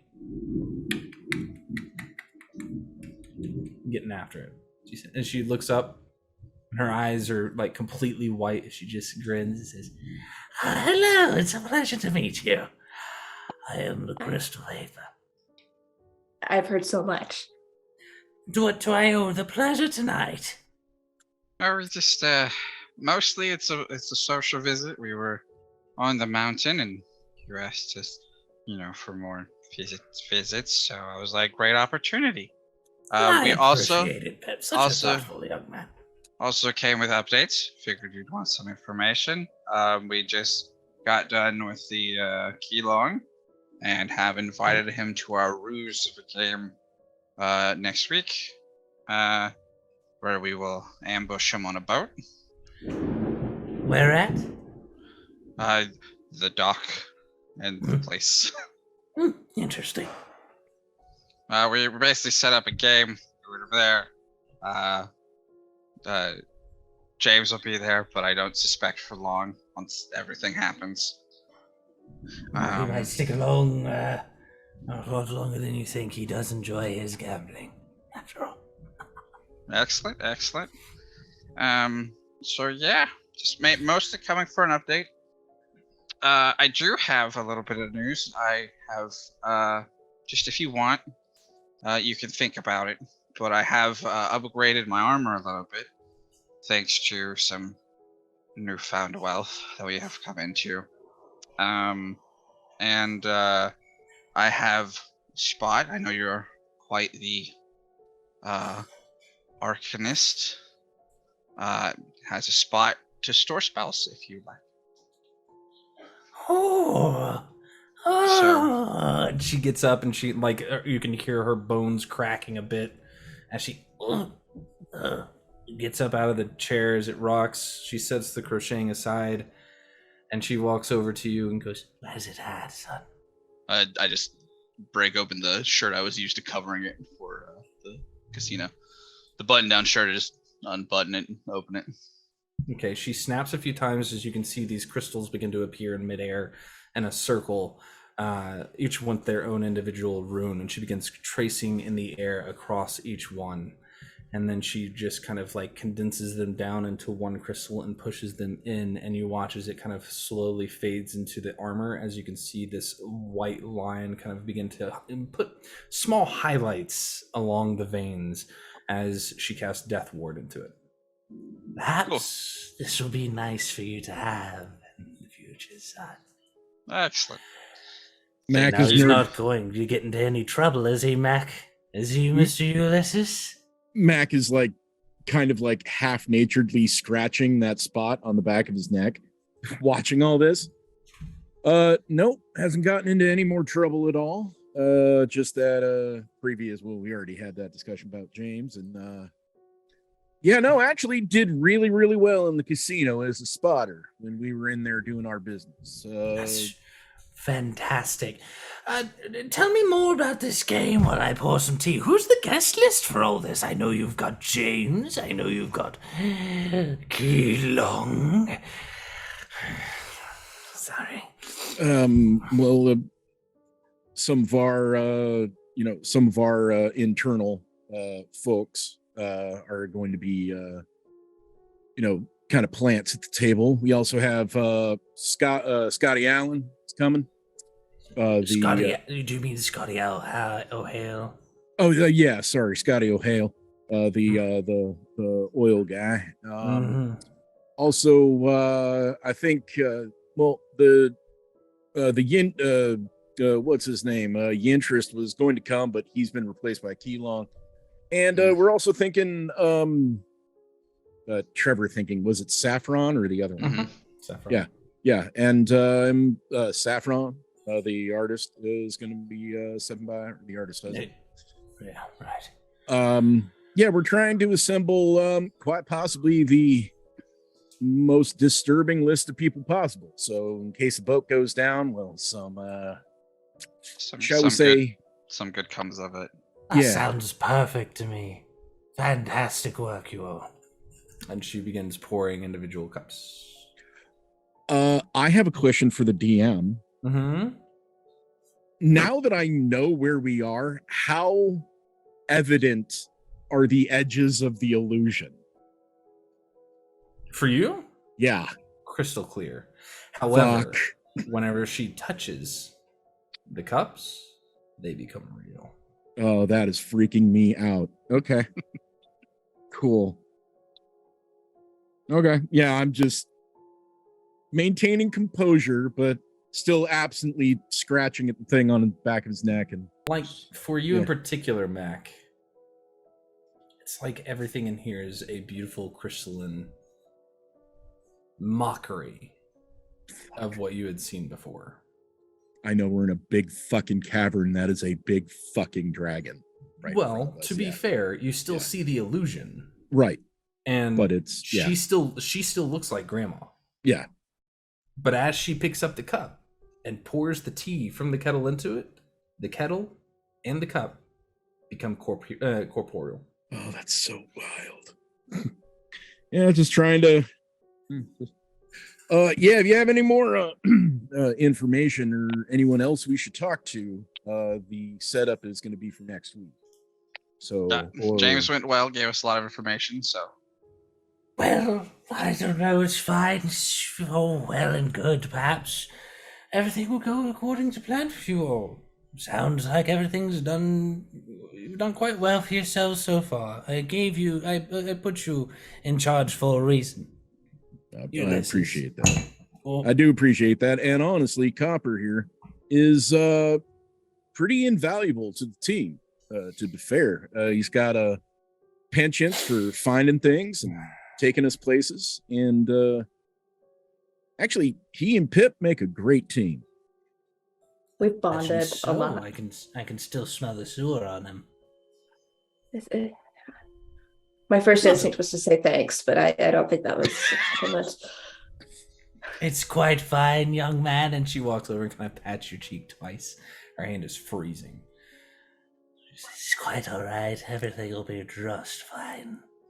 I don't have a problem with it. In fact, whenever Pip first came in here, there was still a slight tinge of sewage on him. Oh, I figure that has to do with his friends that hang around from time to time. Now then, is there anything else I can do for you all? No, largely, like I said, it's just kind of a social visit. Did you ever find the imitation kobolds? No. Understood. From what we know, they can only stay the wrong color for a certain amount of time. So, if you systematically put them in isolation, maybe you can weed them out. But I figured I'd just sniff each one. Works too. Yep. Yep. But that was it. Just coming to say hi. Would you like this is a rare treasure, but would you like a piece of candy? And I will pull out a single Madoff's original. Oh, how thoughtful of you. Thank you so much, Pip. She pauses for a second as she takes it. Sniffs again. What have you got on you? I don't know. I've gotten a lot of things recently. Have your treasure, of course. I invested in some poisons. No, that's something else on you, son. And she kind of like touches your chest, puts a hand on your chest right over the top of that gem. Oh, shit. Yeah, this is new armor. No, what's underneath it? A shirt. Don't lie to me.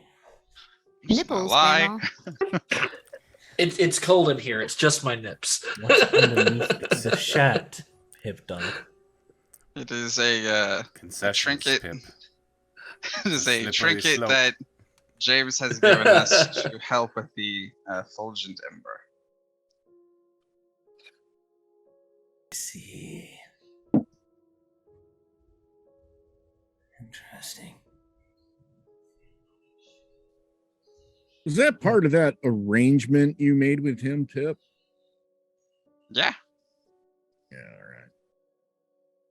You trust me, Pip Dog?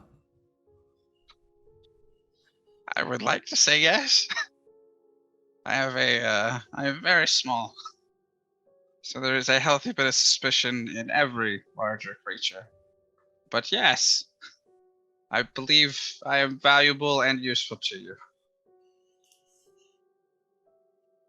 Bye, Adelaide.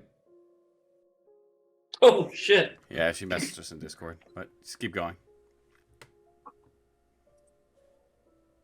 As you say that, the illusion fades. Oh, fuck, not again. As the crystalline, the illusion turns to mist. I hate Begins this to part. dissipate. Her body begins to elongate and stretch, starting from the neck, Animorph coming style. up and out, as it begins to swirl up into the air, as the full glory of the crystal vapor is revealed. This long serpentine dragon hovering in midair over the top of her cavern. She looks down at you.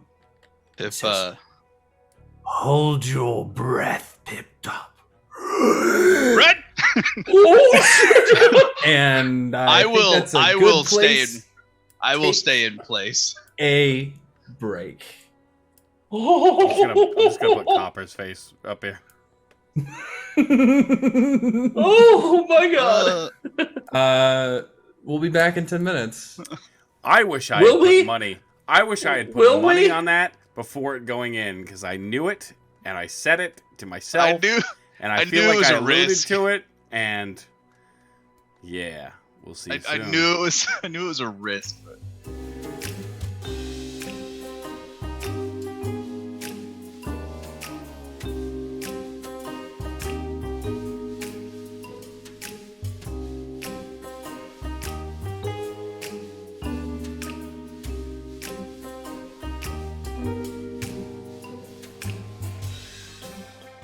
Pip, Welcome back, party people. what are you going to do? I panic and cast Death Ward. Great. Copper, what do you do? I dive for cover. Okay. Make a quick perception check for me, please. What Okay. cover? Well, we were just sitting on something. I don't know, whatever's You close know? by. It all went away. Harold, so they just give these 23 little on mints the out for perception. free? Yeah, I believe so. What'd you get, Eli? I hope the others are okay. 23. 23? 23. Yeah. Okay, cool. As you just as this is happening, you just kind of panic and look around for a second as you can feel that instinct deep within of just, oh shit! And you look also. over. Run. There is a a small stalagmite, kind of just barely within space in range of where you could get to right now, and you can see through it. Could cover maybe one person. Run. Can see through it? It's made of crystal, made of ice. Okay, then I'll go to it then. All right, so as you Wow, go 'cause my dashing audio is towards lagging. it, Mac, what are you gonna do? I'm standing right up next to Pip, and I'm going to try and get in front of him. Okay. Pip, very short at your knees, holds Yeah. his arm out. I need everybody but Copper, so Mac and Pip to make Constitution saving throws, please. The moment I feel cold, it's not enough. I'm burning that. I'm burning the reaction for resistance. Yeah. There's no way there's enough. 15. No, there's not. Yeah, there's just a 15. Nope. There's 5. a failure. 2 failures. Yep. So I have to take the damage first before I can gain resistance to it, right? Yep. Oh, this is going to be very bad. For you, Pip, it is 126 damage. For you, Mac, it is 63. As this dragon rears up, and you watch as the entirety of that crystalline set of whiskers begins to get almost deadly sharp before she just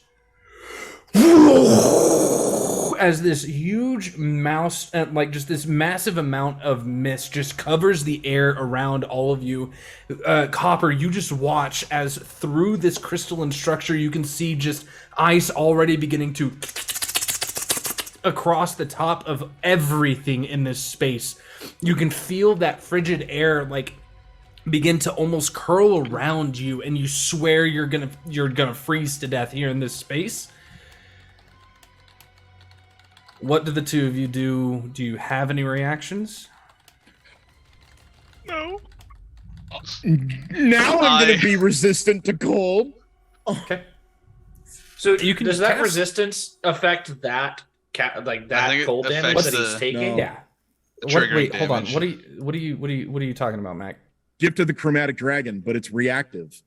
So, it's reactive. So you can do it as a reaction to taking the damage. Yeah. Triggering damage. Having that triggering damage. So you would take 31 instead. Okay, well that's better because I was down to 3 hit points.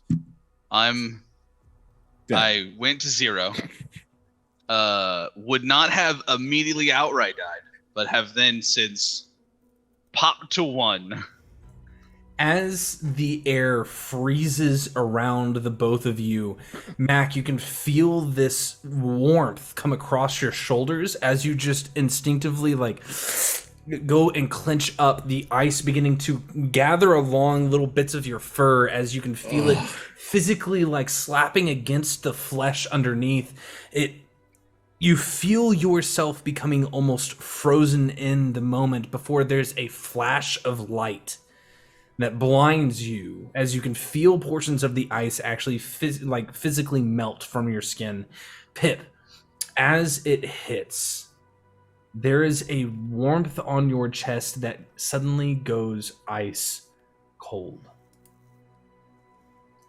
As your vision turns white, you can feel the mucus on your skin petrify you in ice.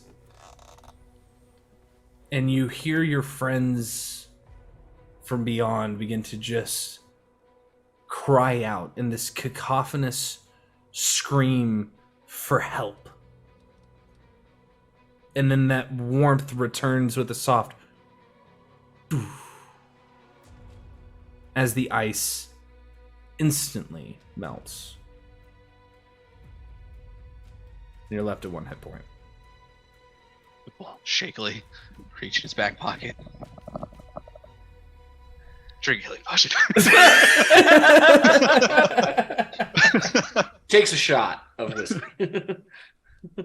What in the ever loving fuck did you just do that for? Okay. I said. Comes out shaking with his hands up, okay. Thank you for the tea. You guys head out. I want to have a seat real quick. Not drawn, hand on gun. It's okay. Totally fine. Totally fine. Do either of you super cool? We live. That's the important part. Healing or anything from that? That was a lot. A single whisker begins to go back down towards you, Pip. We could not do that again. The whisker Not moving. touches your armor and casts another death ward into it. Yeah, that was handy. Unintentional, but perfect. Yeah. We could let them move. It's fine. It's totally fine. You guys get out of here. I'm gonna rest a little bit. I'm pulling my healing potion out and handing it to Pip. No. It's fine. No, yeah. It's fine. No. I have plenty. It's fine. Fucking drink it right now. It's fine. I'm just staring daggers at this fucking dragon. I worked so hard to make these potions. Really don't need to drink them all right now. I'm gonna walk over to Pip and put a hand on his shoulder and cast Cure Wounds. As you can feel that kind of... You guys are so sweet. It's okay. It's 10 hit points. It's just cold. I'll be honest, Pip, you look a little fucked up. Not just in a cold way. No, it's okay. The cracks are already disappearing. It's great. I'm just trying to figure out why you would do that to something that you hold precious. Well, I wasn't going to bring it up, Mac. You do not know all the machinations of this world, Ulysses. I sure as hell don't. You will. Mac, it was actually as painful as it was a gift. It's okay. I would hate to, if that's a gift, I would hate to see, the other end. No, don't. It's okay. We're good. And her laugh begins to condense in on itself as her form begins to down into Granny's form, and she takes a few moments. Sorry, I didn't mean to frighten you quite so much. Though I must say it was delightful for a moment. Yeah, I'm and sure. She pulls out her 2 knitting needles and begins to knit in midair as you watch the crystals from, the mist from the air begin to condense back down again into that house structure. I need to. You guys go catch up with the other. I need to sit here for just a second to warm up. Now, can I have some more tea? In a moment, after you tell me where you got such a thing.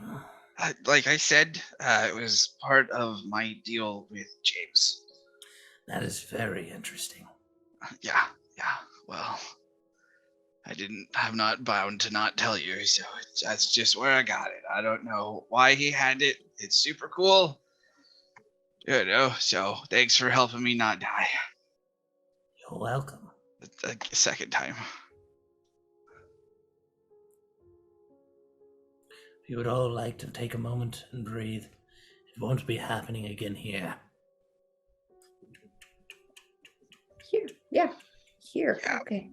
Yeah. It's okay, Mac. I'll kind of lift his hand off his gun. Slowly. Can't force him, but just surely, okay. Ulysses, you understand that even if you were to fire at me, there's no guarantee that you could kill me in one shot, correct? I understand that, but I'm going to do anything I can to protect a friend. If that one shot gives him a minute to get out, then my job is done. Mac, to give you some. I didn't know she knew I had it, or that she could tell I had it. But let's put it this way: I will never have to worry about that again. Right. As a part of the magic, the devotion I have shown grants me a certain level of shielding from any such further attacks. So this is kind of like the thing that I have. Similar. Which, by the way, scared the fuck out of me the next morning. I didn't know it was going to arrive the way it did. I apologize. I figured it'd be more prominent, more obvious. But apparently, I got white wings down my back. Just saying. That's I pretty didn't cool. know. How it manifests is usually fairly suspect to the person who gets the gift. You know, if you tend to hide things by omitting them, they tend to come behind your back. I just don't understand a lot of this stuff. Oh, my heart. And all I saw was someone who loves somebody try and freeze them to death. I did ask if you trust me first, and I knew that he would be fine. Do you really think? And she finally stops and looks over at you with those cold white eyes and just says, "Do you really think that I would put my gem at risk?" But what about the people, his friends that are with him? I have enough diamonds to get you all back. It's fine. Okay, I mean, I'd rather not go anywhere at all, but I guess it's better than nothing. Now you're real quick. Good job. Good job listening, Copper. That was great work. I mean, something in the air felt funky. Yeah. I understand that sometimes my presence is quite frightful. That's why I come along this. Show you my inner self. Yeah, you're scary, Grandma, but like... Thank you. Okay. Pip, do you want a moment alone with your grandmother here? Yeah, sure. Y'all can go visit, catch up with the rest of them. I'll catch up shortly. Yeah, I'll... Thank you very much, ma'am, for your gift, and I just need to go clear my head. Copper, have a good time. I'll see you later. Thank you, Copper, if you're in the same situation that Pip here was, feel free to order whatever you'd like from the restaurant upstairs. You too, Mac. You deserve it. Consider it, well, whatever you want to consider it. Thank you. Thank you, ma'am. Appreciate it. You're welcome. They got some decent chicken fingers here, so we should go look at the menu at least. Yep. Mm-hmm. As you guys make your way up and through the doors, Pip. I really didn't have anything else for her. I stare daggers at Spats as I walk by, just like... Spats is just standing there like, what the fuck just happened in there? What did you do? What the fuck did you do? No. Later with whiskey. Later. Fuck it. Well, don't have to tell me that twice. I like whiskey. That's fine. That's it. The rest is a social visit. I'll take a short rest. Got it. Oh my god. So, the rest of you. Veda, Wilhelm, and Harold. So, yeah, like I was saying, Harold... you're muted, JD.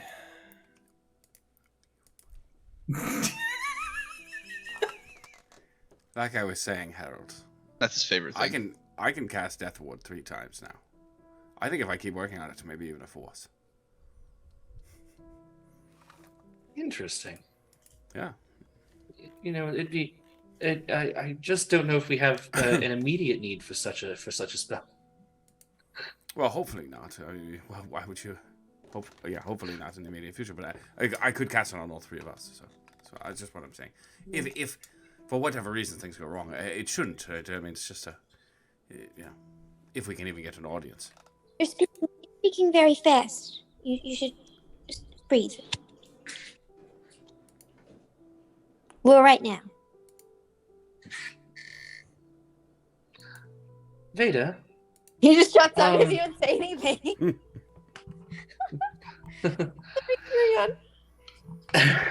Veda, on the subject of what you said back there, and your intent behind it.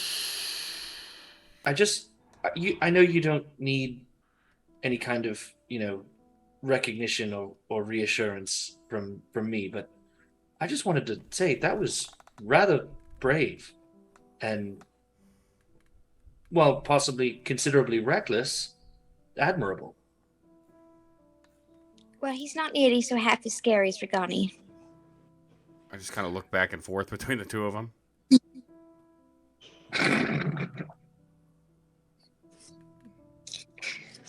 I don't understand why he would play so dumb about it all, though.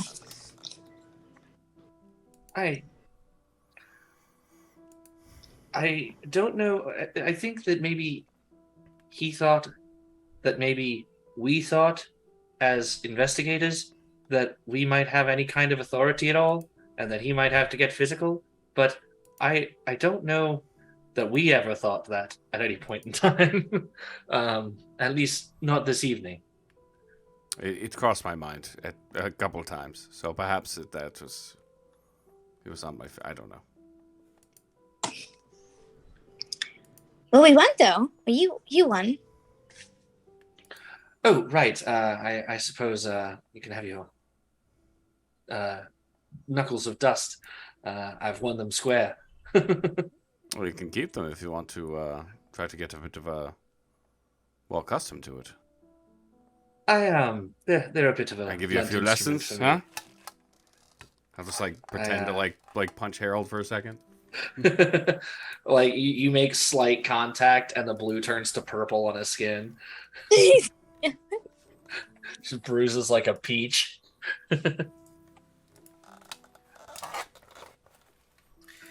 As the three of you trudge through the street, up the hill, eventually the street itself turns into stairs.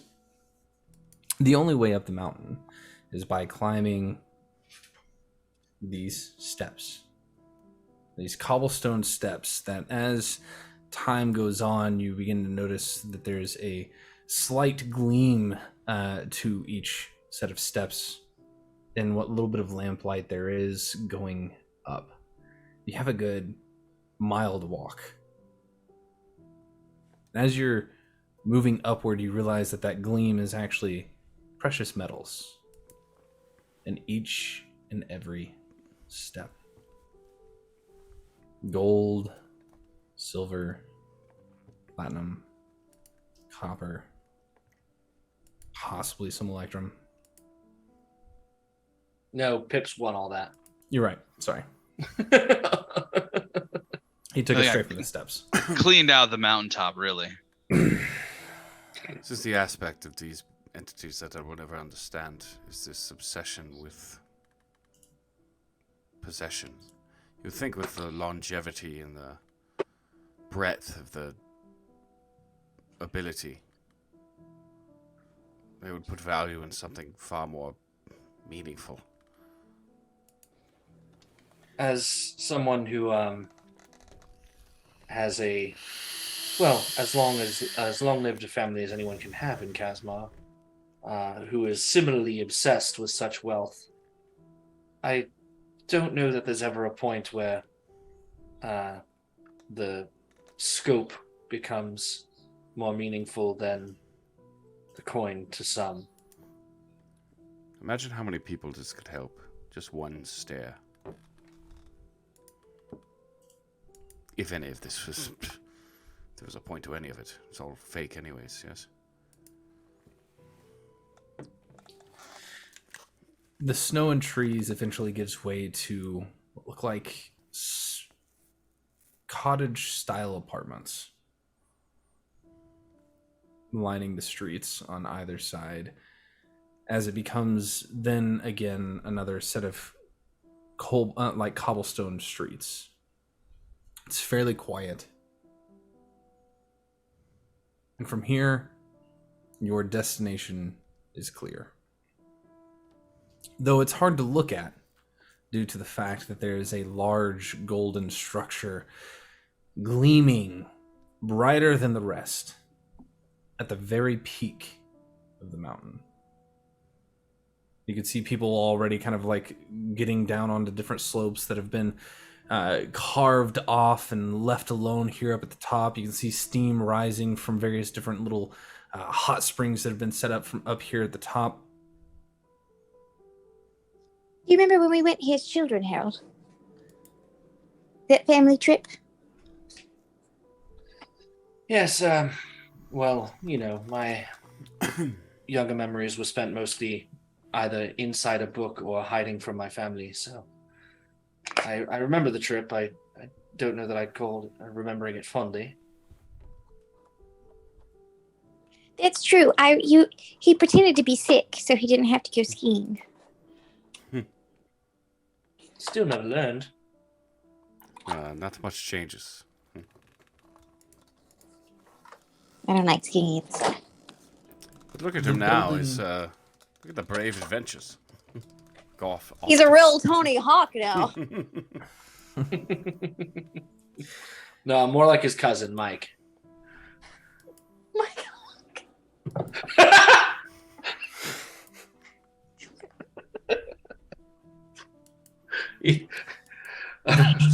The building that is eclipsed by this gleaming light is a very tall Can't help tower. it. Just, nobody knows any heights. Right?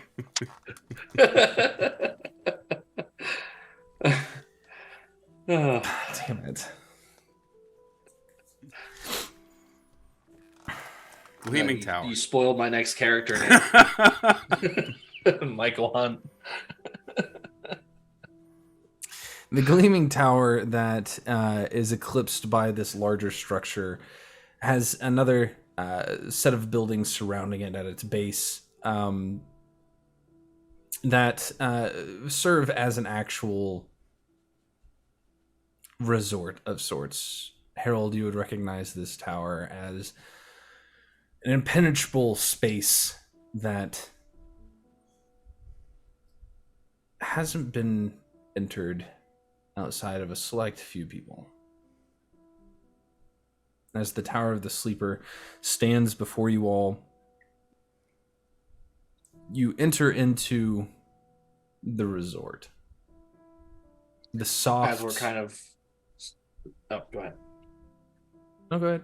As we're kind of... I mean, as we're kind of walking through, Harold would kind of begin to explain.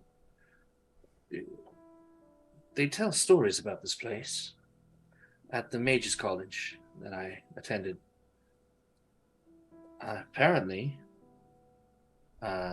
Tien Yen happens to select a student or two every year, perhaps just one, to be part of his, I don't know, some kind of magical entourage of some sort. No one's really sure. It's kept quite a lid on it, I'm afraid.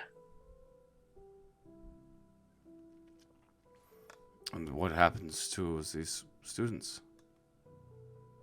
Well, I'd like to know, but none of them have ever come back to society, at least not publicly. Did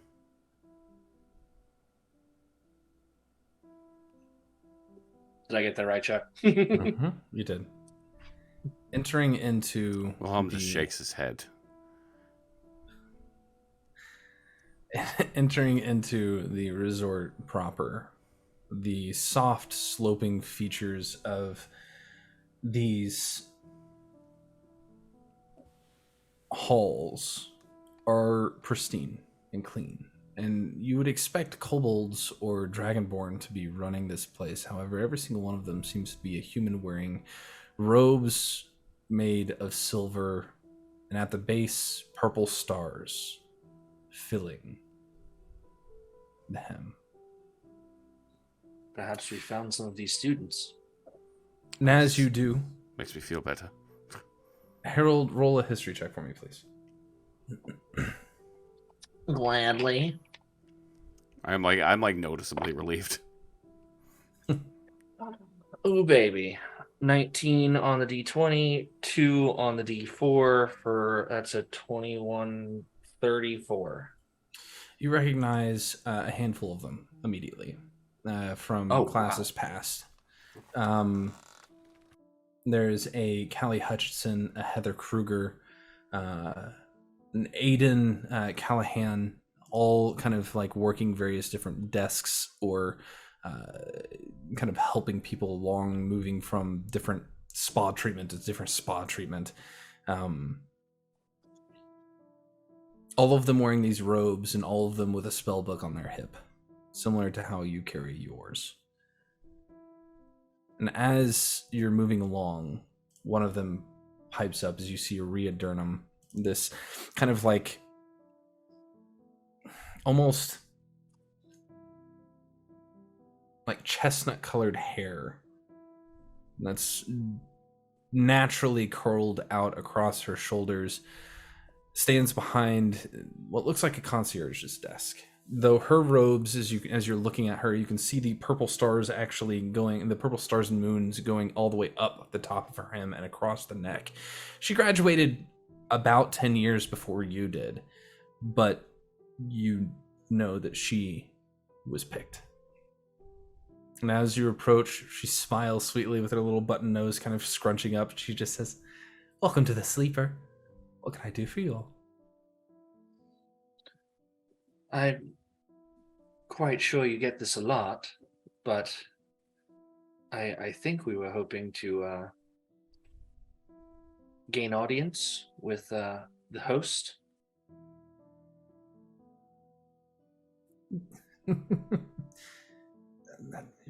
That's not. You understand that that's not possible, right? I mean, define not possible. He's locked away in his tower. Has been for centuries. Is there a way to communicate? Would you pass the message along? Not really. He lets us know when he wants to. Dead. I'm sorry? How do you know that he's not dead? He communicates with us. Says a few things. Requests a few different reagents. Whatnot. Well, he communicated with us that we were to come and see him. Really? How? I think you know. Make a deception check. Jesus Christ. Here's the thing. Wilhelm has a 20 charisma. That's a 17. I rolled a 17 on the die, man. She looks at you and goes, "Oh, was it by the bat this time?" I don't. It was not by the bat. We may have a slightly different connection. And I'm like pull my collar down a little bit, just to show the shaded lily tattoo without like showing it, but like slightly different. Make. Oh my god. This laugh. We have a slightly different connection, and then your eyes start bleeding. You didn't just. Oh God. It's. You can see it's a tattoo. I know. I didn't say anything. Yeah, we didn't say anything. I didn't give any there was information. no information. You're right. revealed. She just kind of looks at you and goes, "Is that supposed to mean something?" Apparently, only to people that it means something to. So, if you could, please. She looks at you, Harold, and just goes, "Can you get him to stop talking in circles?" Wilhelm, could you try a square instead? For fuck's sake. I'm terribly sorry. This is it's complicated. And there is a private endeavor of the host that is of the utmost secrecy that we are aware of. Interesting. Well, And I we can are show you trying to to the door figure at out- least. Would you like to go see the door? I think that's an okay start. Very well. And she kind of snaps twice over at one of the others. She snaps at Heather, and Heather just kind of This gnomish figure just kind of it comes over and mans the desk. I'll be right back. We're gonna go show them the door. Last time I used my 1 a day detect magic or 1 a day ritual spell for not ritual time was a canvas. I don't think I used it with the casino. Do you remember? I don't remember. I don't think you did. Okay. I'm going to use it now. Okay. Looking JD, at this you are tower. still muted somewhere. So who communicates via bats? It just doesn't seem like there's... I was joking with you. We have rune stones. Look like. Who do you think? Who do you think communicates with bats?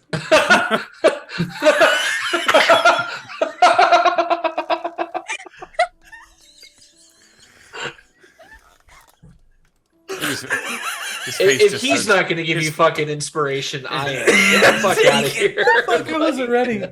Oh, man. His face just turns beet red. Please, by all means, take your inspiration. I'll even mark it on your sheet for you. Thank you. You're welcome. God damn. Ooh-wee. She, as she has you follow her, you pop your detect magic. There are runes lining the walls, as you can see, various different kind of not necessarily like what's the word I'm looking for? Like epitaphs that are just kind of across the top of various different portions of the stonework, depicting that of stone, like stars and moons in bright silver. Some of them physically, in your vision, begin to turn a bright purple as you just kind of like move along through the hallways before you get to, as you're moving down and around, you go through a set of double doors, and across from you is this large circular door with that of what looks like a large, excuse me again, a serpentine dragon's face coming out of it, roaring. And she just says, "This is it." As we're walking, here, is it like your vision? Do you tie it to? Is it like a message you tie to them? I didn't think bats would be great communicators, Veda. I'm sorry. I'm actually just joking.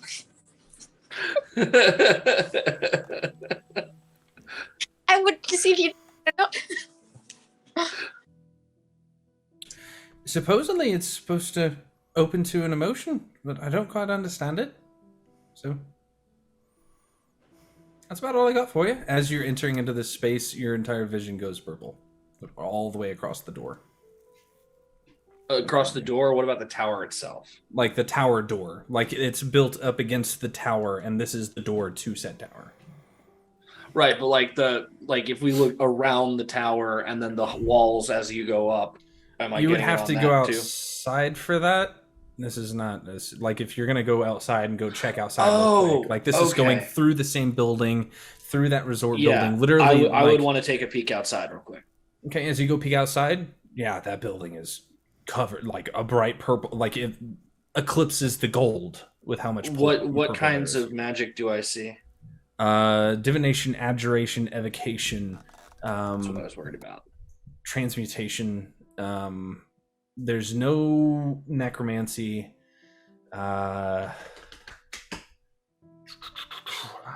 am I missing? I'll look at our guide here. There's no conjuration, and there is enchantment. I'm just gonna walk up to the, I think I'll walk up to the door.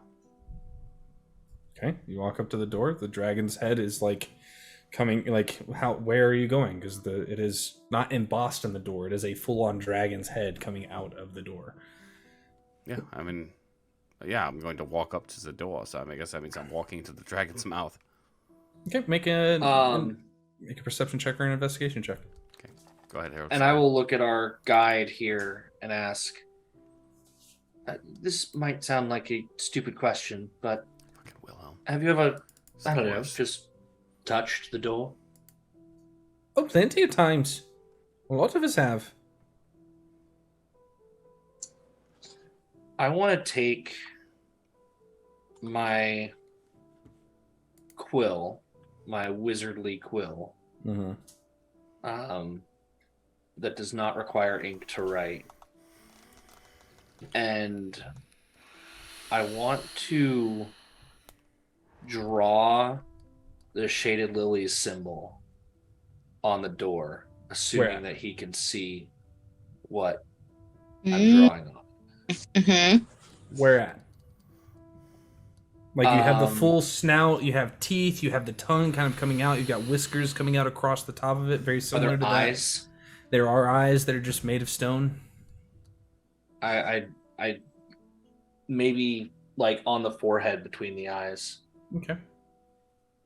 Great. Veda, you got anything? No, because Veda doesn't even know what we're here for. Adelaide also doesn't know what we're here for. I don't think we would have been shy about explaining it to her along the way. On the way up, yeah. Yeah.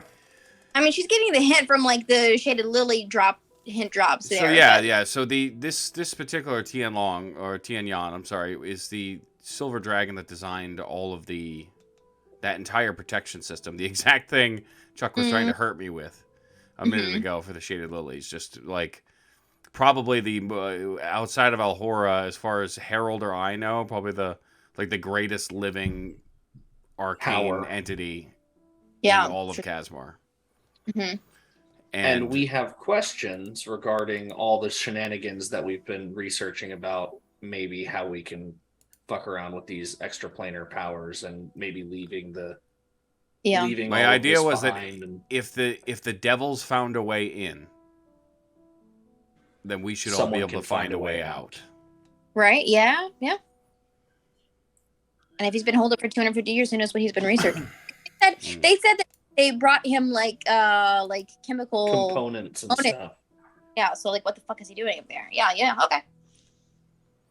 No, I don't think Veda has anything to add to it now. Well, if nothing happens, Chuck, I would pull out my spell book and write it down and then show the eye. I will get there in just a moment. Okay. With a 9 perception, Wilhelm, stepping up to this figure, this dragon, you look up inside, just kind of like curiously. Even with a 9, you can see that there is just this pitch black darkness up inside of the throat of this figure. It's not big enough for anybody to actually like move into. Like you would have to be extremely small to be able to fit into this hole. And that's about all you get with a 9. But as you kind of back out and Harold puts the quill up there and makes the Shaded Lily figure there on the front, in between the eyes, the dragon's mouth moves.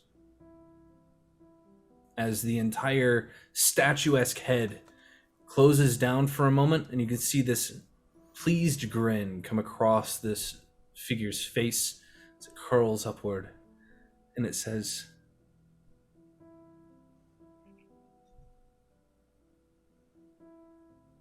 "My breath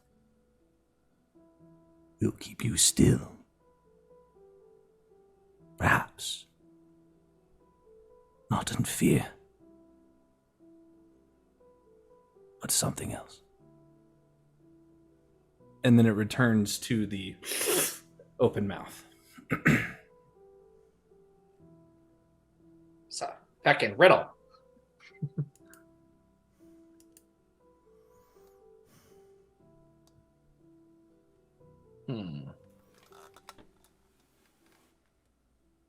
Repeat that one more time, Chuck. I'm writing it down. Silver dragons have paralyzing breath. Yes, so that is cool. I think I would know it. We've done a significant amount of That is a fact. Adelaide, it is my breath paralyzes some in fear, but perhaps it could be something else. That's not a riddle. Okay. Yeah, my breath will keep you still with fear, is what he said. Yeah, I'm not gonna. It's over there, away from me, and I don't like reading. So.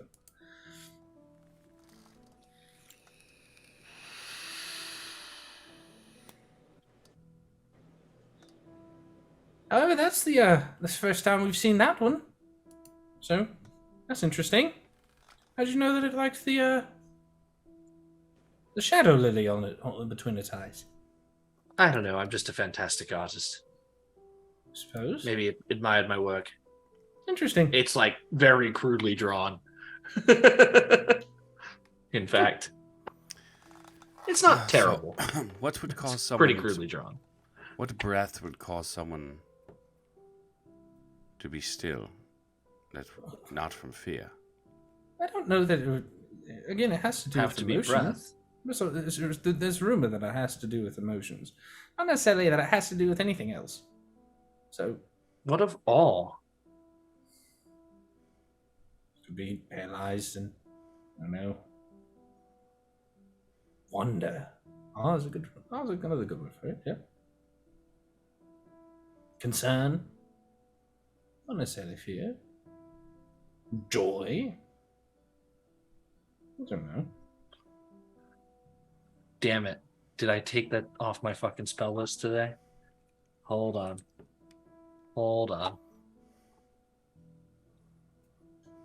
Just for funsies. And Harold, with your detect magic up, you would recognize that spell as the magic mouth activated. Uh-oh.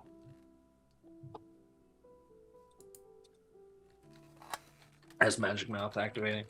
Mm-hmm. And at this moment, she kind of stops. Well, I guess you might have an audience with him.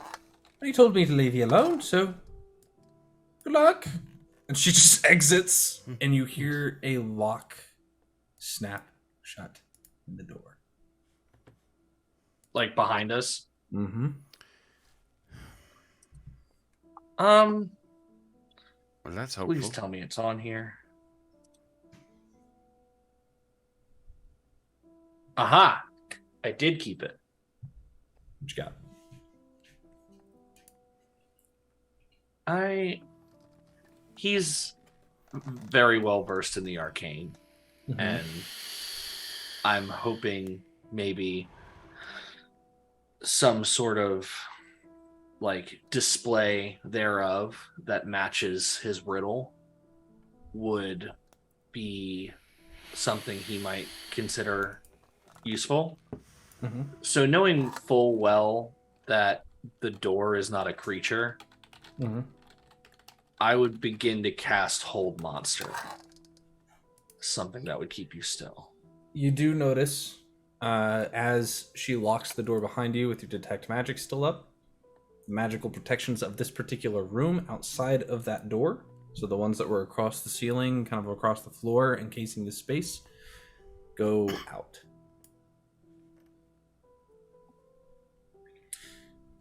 As you go to cast Hold Monster, nothing happens. Okay. What would cause a person to pause? Is it curiosity?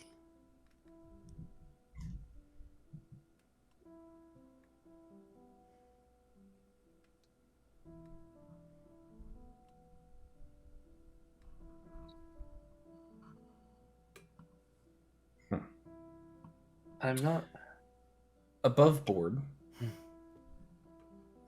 If the other players would like to discuss this out of character, if you guys would like to discuss this out of character as a table, yeah. Well, because nothing. There's no. It doesn't seem to be. Is it something we say? Is it a spell? There's nothing there. You have. Can I make an Arcana check? Your last fucking unmute. Like your last breath keeps you still. Death. That's not an emotion. Death. Sadness, fear, things like that. It's not it's fear. Just like it's not fear, but that's it could be any of them. But it's just I'm thinking your last breath keeps you still. What makes you still? You breathe out. And you can roll an Arcana check if you'd like. I don't think it's necessarily going to give you a whole lot of information about. What about wisdom? I'll take an insight check. Get in the dice roll. Thank you, Wilhelm. You sweet, delicious bastard. 26. 26. Trevor is onto something. It does have to do with breath, though not necessarily the last breath.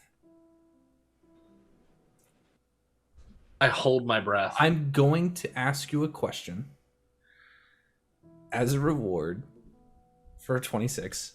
And I have inspiration. What can leave you breathless? Punch Wilhelm in the stomach. Above board. Oh my god! Oh my god! Pip is shaking. I rolled a 26, huh? What would also be nice to a good aligned dragon? What would they want to instill in people? With a 26, it may not have anything to do with a good aligned dragon wanting to instill anything outside of their own what's the word I'm looking for? Intentions? Right. So Harold backs up slightly and pushes Veda next to Wilhelm. Yeah. I was more of under the impression maybe perhaps awe, hope, surprise. I don't know what the look on his face is that he gives you. It's almost apologetic. But yeah, he just grabs Veda and kisses her. Harold casts blindness on himself. I don't think I have that prepared. As you kiss the little death, Veda, the mouth of the dragon smiles, closes, and fades in on itself. Before there's just you just wanted to watch y'all make out. Literally, I can't get one good character. You said I hate love, motherfuckers. It's the love door. He proved you wrong. Oh, I'm so pissed. Chuck still hates love. This is pandering. Dragon smiles and you die. And the door appears behind it. Yeah, I'm so sorry. It just hit me. And Harold just walks by casually, breathless indeed, and and walks into the room. She's just standing there as like they're walking, just like forgotten behind, like. I don't think Wilhelm didn't start walking yet. Harold's like do.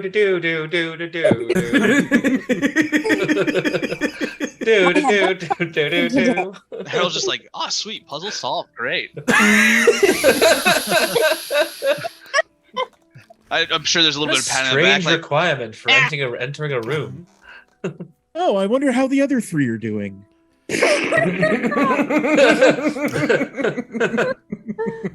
Oh my god. Pip's just kissing each other to go see a dragon. Pros and cons, baby.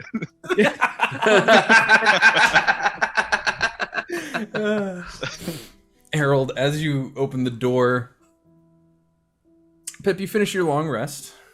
Short rest. Yeah. Sorry. Yeah. I am not staying in that casino for 8 fucking hours. Not even no. Okay. Yeah. So, I guess what are the three of you doing after a short rest and some food? What's the plan here? I kind of wish I got breath weaponed. Like just waiting patiently for Pip to come out.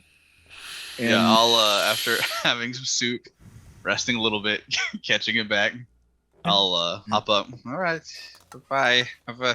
Bye. Thanks for that. See I you guess. soon. Yeah, I'll come back. And you'll head down. Have one of the kobolds show him where Copper and Mac are. Okay. When Pip joins us, Copper kind of is just like, hey, that he like reaches into his pocket and passes Pip a chicken strip. Sweet, thanks. I just had a lot of soup. This is a little more solid. Pull on the lip. Might want it. Just a pull on the lip.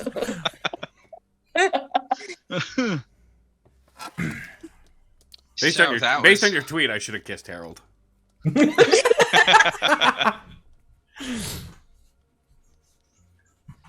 That's that wasn't really what I was expecting, but that's good.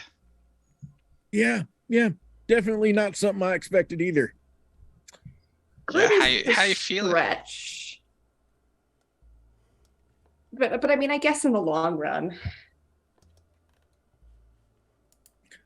I'm warmer than I was, and good. Still a bit not too sure what the hell's going on. Yeah, can we go? Yeah, I think the white lines are a little more pronounced now. Oh, thank you. Yeah, it looks good. Yeah, just what I need. Mm-hmm. Yeah, makes you look distinguished. Shall we go catch up to the others? yeah. If we head over to Sleeper, maybe we'll meet at the same time. Yeah, let's. I definitely want a hot chocolate to go though. So if we could go grab that first. Do you want to go to the tea place across the street that made the last one? Yeah, it was really good. It was the Java Walkie. It was magical. So let's do that, and then we are not picking up tea for your grandmother. No. They said that she was good. It's fine. Yeah. Let's get some I want a hot chocolate and meet the others. Okay, cool. I'll kind of like wink at the bartender and like hand him my flask. It's like, please fill that up. I'm gonna go pour it into some coffee. Sure, he fills it up. Thank you. Please slide him a few gold notes. Oh, it's on the house. Mm-hmm. Not liking this. Yeah, and let's go get some coffee and pour the whiskey into it. Yeah, sweet. Which way to this hotel? Where are we going now? Have another dragon breathe on us. Why the fuck not?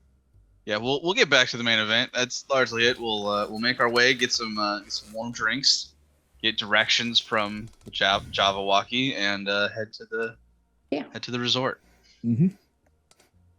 As you guys head up to the resort, you have a similar conversation with the lady at the desk, and when we get into the room, the dragon's head is there again. Oh, I'm just kidding. I grab Copper and Pip. Make them kiss. Now kiss. Maybe. In retrospect, I probably could have just kissed the statue. We'll go back to that. I just want to give you guys an opportunity. No, I appreciate it. Totally. In retrospect, I probably could have just kissed the statue. Yeah. I mean, the world may never know. Yeah, but why would you want to do that? Yeah, like. Oh, I'm so pumped. I can't tell. The worst part is Adelaide is so like behind with her audio right now. I can't tell. I actually can't tell what's going on that end. Actually, very far behind. Oh well, damn. You're not like far behind. Sounds pretty no, it's good. not. It just keeps chopping up, so I don't. Oh, it's great. only when the rest of us talk. Yeah. All right. So, well then, we're set. I put a little peppermint in mine. If you want a little more flavor. I would love to try that. Harold, stepping into the tower itself is a dream in and of itself. You can see the stairs going up, lining the wall all the way up to the top of the structure, and it seems almost endless, stretching upward and upward and upward. And as the other two come in behind you, you look down and around, and you can see just bookcases. You can see tables with the various different experiments being had of an alchemical nature, of just like typical herbalism going on, advanced herbalism going on other tables. You can see another table full of what look like small like pieces of mechanical gears that aren't quite put together, or it's a beautiful workshop full of magical implements and their products. So Harold's in heaven. Harold has died and gone to heaven. Correct. And looking up and above in that open space, you see that there's a couple of doors that go off into other different rooms that you can't quite see what's going on before you see small, maybe cat-sized dragons flying down from above, grabbing a book and going back up into a set of and through a door. You can see like there's a cat door that they kind of like go through, or a dog door that they go through in that space, and they kind of like are taking things. One of them lands near your feet and just kind of looks up and then goes back over and grabs something else and up and Note to around. self, don't bring Roger here. And there's a moment where it's all quiet. And above you hear a door close before you hear the sound of rushing air. And as you look up, you can see this face getting larger and larger and larger. So you can see this coiled, gleaming silver dragon in the white light coming coiling down at rapid speed before blowing some of the papers from various different tables up into the air as this majestic silver serpentine dragon hovers overhead.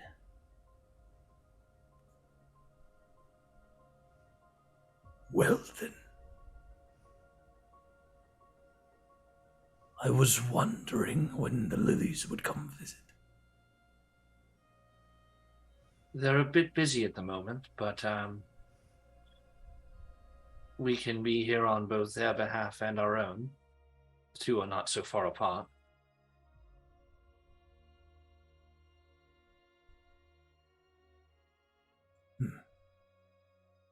The head moves and kind of moves away and over to a ledge before it into an elderly gentleman wearing a robe covered in glittering purple and silver stars.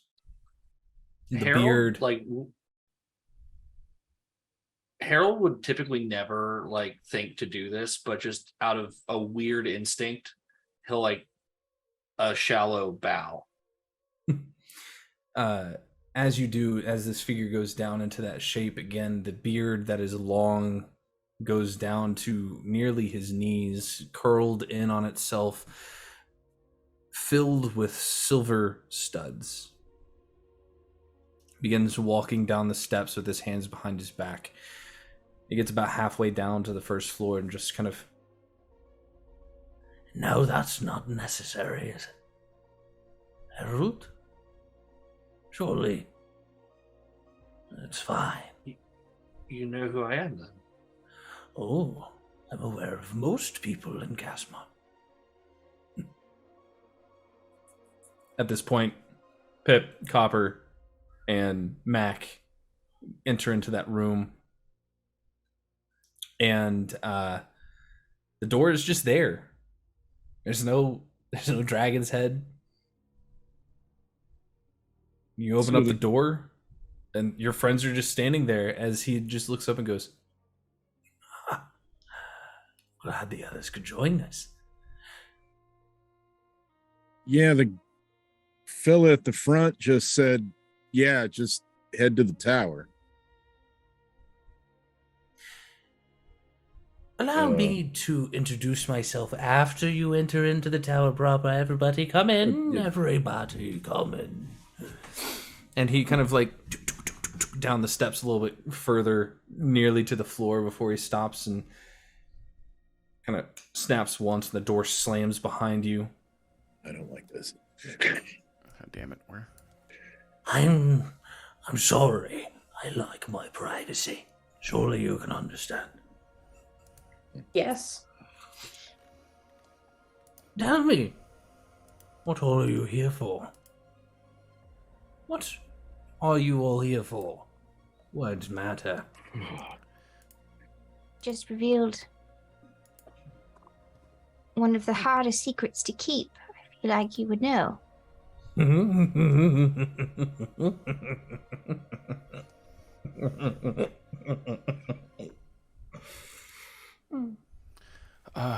Wilhelm? Yeah,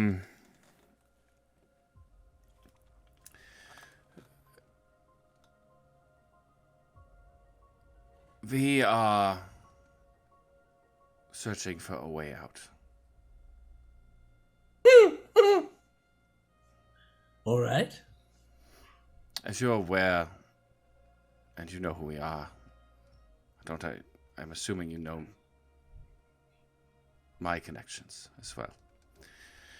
I don't know everything, Wilhelm. Perhaps you should enlighten me. Outside of this crystal phylactery, the flames of the solar known as Ragani are cracking the very foundations of the world. Yes. I understand your connection now. Yes. Interesting. And it has come to our attention that certain fiendish entities have somehow managed to break through that barrier. Indeed.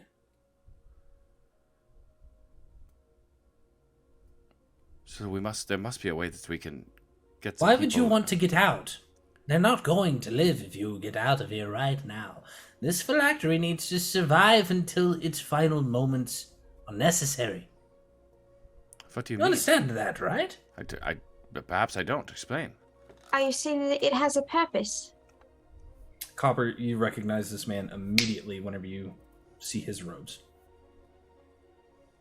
Oh, What secrets? What Grandfather. secrets do you have, little man? What do you know? It's sorcerer Mickey. What did Copper know, and when did he know it?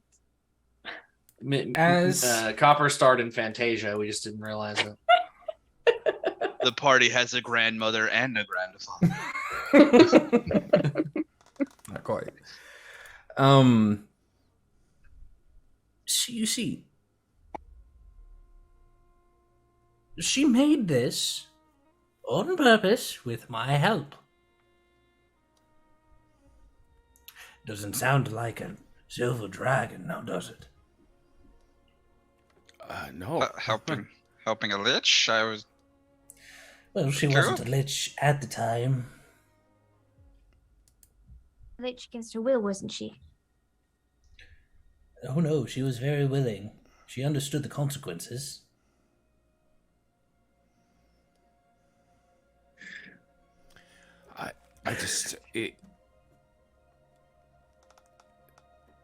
I need someone to explain to me how this place has any benefit to the people that live here. It is keeping them alive. At what cost? It's keeping you all alive. At the cost of Alhora. And only Alhora. It's not true. Yes, well, But it is. Let's assume it is true that at least ostensibly it is only at the cost of Alhora. This city itself is its own cost. I am not going to accuse you of sitting up in what would be Ivory Tower. I know that you know. I will. By all means, accuse. Have you seen it? I have. These people are I eating detest themselves it. alive. I understand that. And yet new souls are being born every moment. To replace the ones that are dying, just like it would happen out there.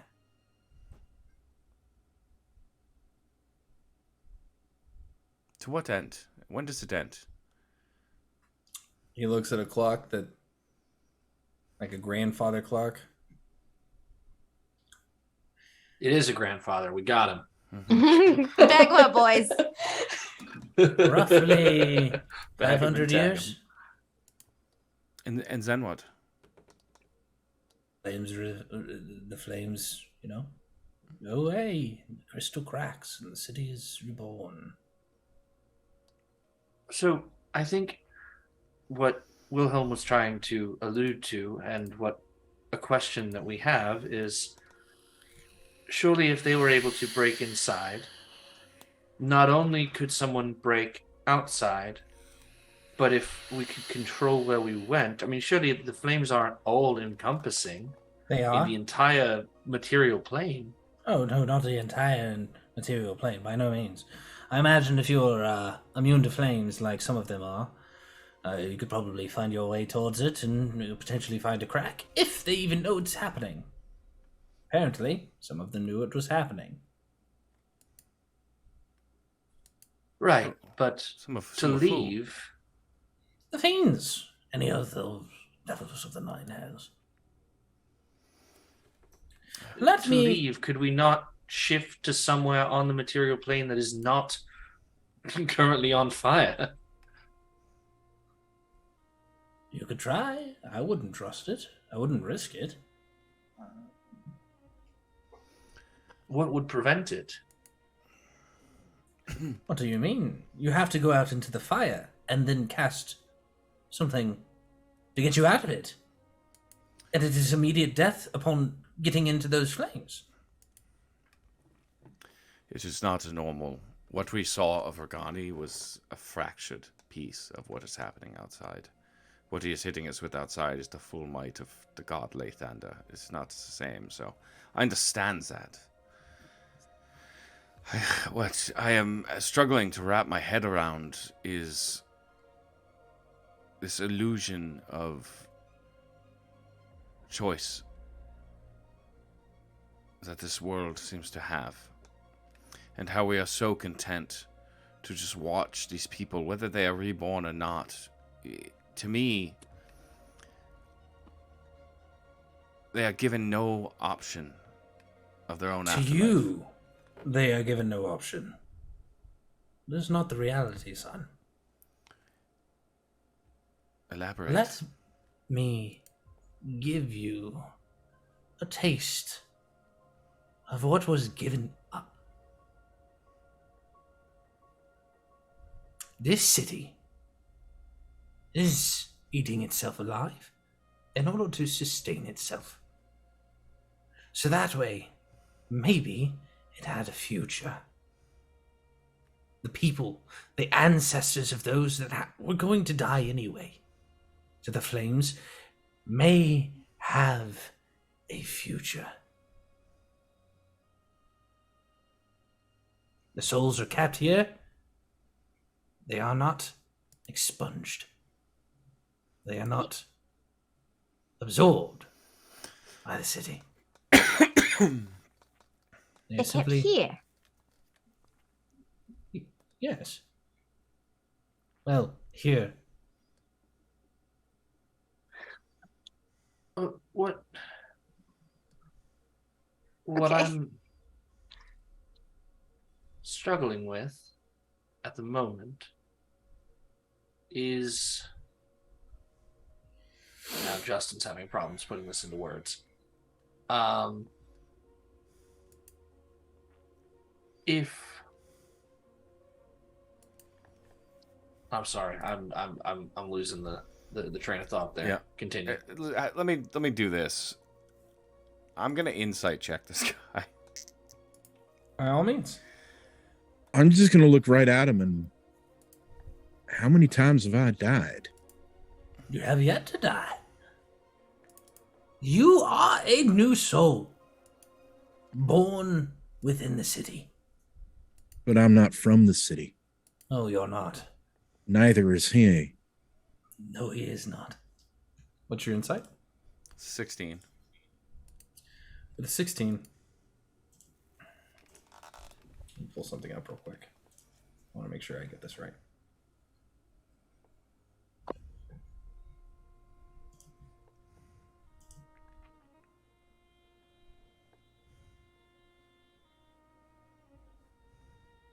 Yeah, okay. In your training, Wilhelm, give me a history check with advantage based off that insight check.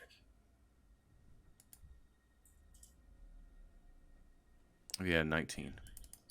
With a 19, silver dragons are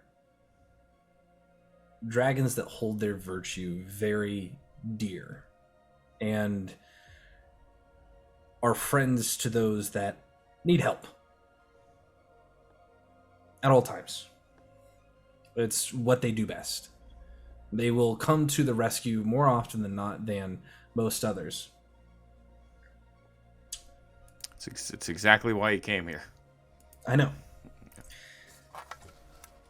That said,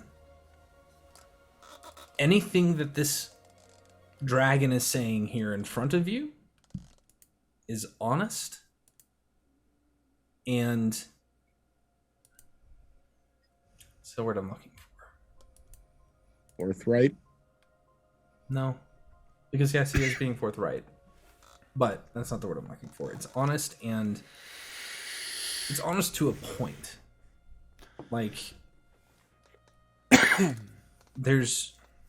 he has nothing to hide. You got to him. Yeah.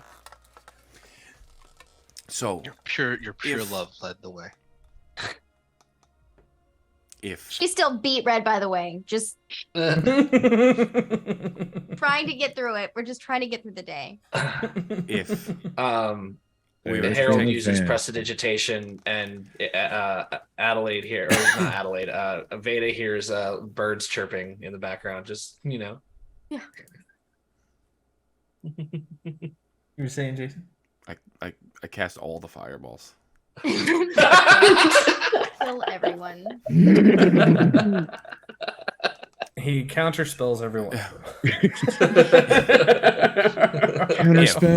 Counterspell. Yeah. Let me ask you this, Wilhelm, because you seem to be conflicted.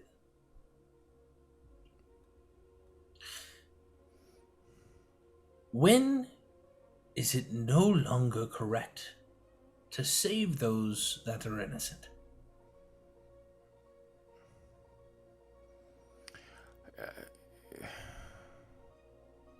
Because while this city is eating itself from the inside out and from the outside in, they still get a choice within. They have a life. They have an opportunity they wouldn't have had elsewhere, because they would have never been born. Technically, they still weren't born, but that's beside the point.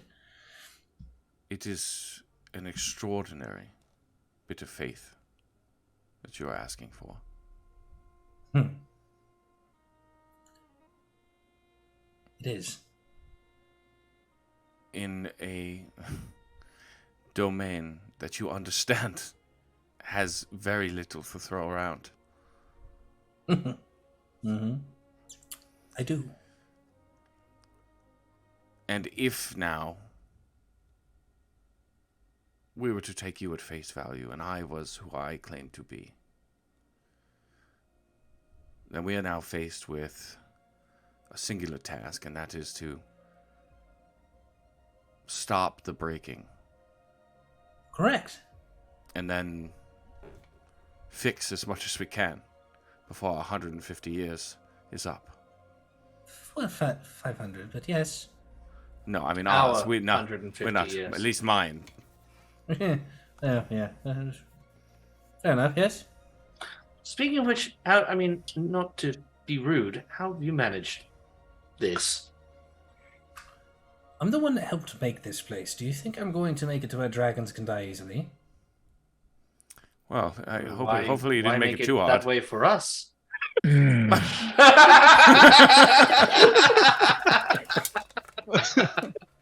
Why would you say Fine. that?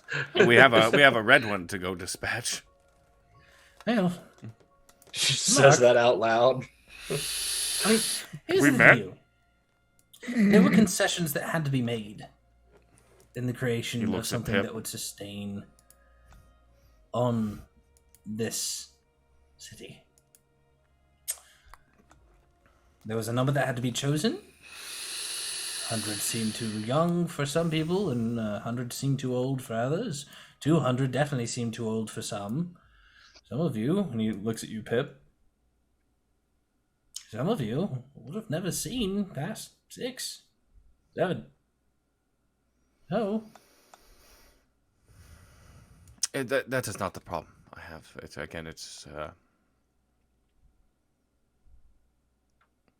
It is a lot to assume that this was the best outcome.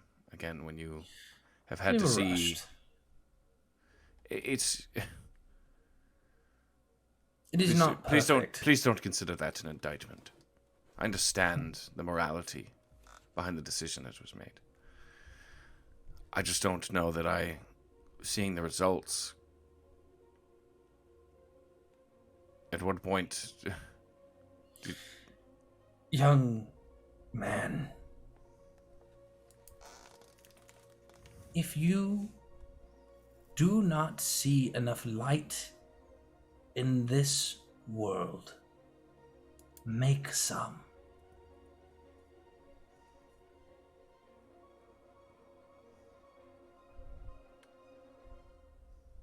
Wilhelm looks like he's pondering that. Harold will speak up again. Right, so let's say we're on board with all of this. Sure. Why are they why is he here? And points at Mac. And I mean, not that I don't want you here, but like, how, if he is not from here, how did he get here? Surely you must be able to provide some insight. Some of the souls will try to break the boundaries. When they do, they simply go inert for a while. They still grow, they still learn, they still absorb things, they still experience life as a whole. You can go and explore the entire world from in here. But it will be all for naught, and you will have not lived an actual life. This is why we gave it the image of a wasteland beyond. So that way, each soul could have an opportunity to explore what reality could have held for them, for you. So, some of them have to be born outside the boundaries of our pylons, yeah? Some of them, not all. You may not have entered the city as a child, but you still grew outside of the city. You still experienced things beyond the city, just not physically. I don't understand. So you built all this to give us... We built this city. Sorry. Built this with altruistic goals to give us a chance at happiness? A chance at life. But why would it be so impossible without all this? Because the flames beyond would have ruined any opportunity for you to exist at all, Veda. What I'm saying is, can you even create light, as you say, if everything is just in a snow globe? Yes. Yeah. I can vouch for that. At no point has my life been like easy. And Pip will slowly walk up to Wilhelm, kind of grab his pants, just kind of touch him, and be like, and when I met everyone here... Pip, not now, I'm talking. I'm only so tall.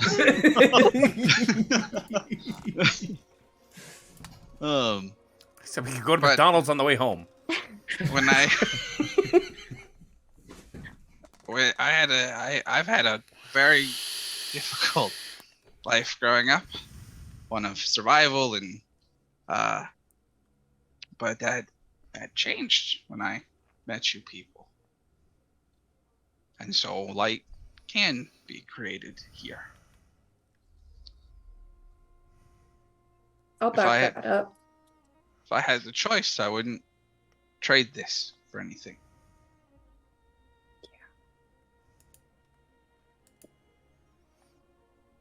I think I'll look What down. happened? Sorry, smile and bat Pip on a part of his body that's not going to poison me.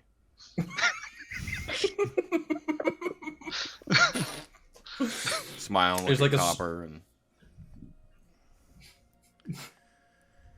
then look at Mac.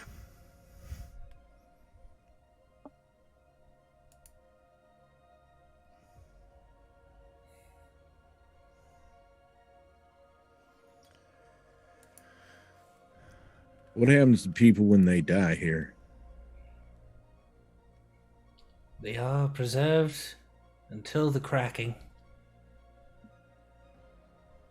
And then? They're released to wherever they would have gone had they lived a life on the material plane. What happens to them during that time? Just limbo? Do they More or less. experience? So, this is the part that I had a hard time with, actually. You see, there still has to be some semblance of a barrier between here and the flames. It is not burning the souls out there, but they are.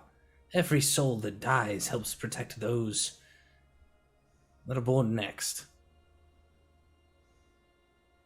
They survive. They will go on. They will move on to their own places. But those souls that are quote-unquote dead here, that didn't survive, we intended for them to help protect those that came after. They supply some energy to the crystalline structure. Not a lot. Not enough to harm them, not enough for them to feel it. And they move on, not enough to weaken them. But I will say, too many are taken back, put back into the city, or used for some nefarious means. Would all have been for naught.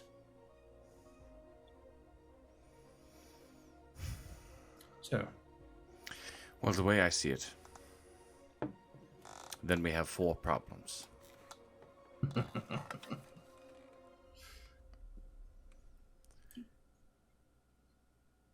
The blue streak,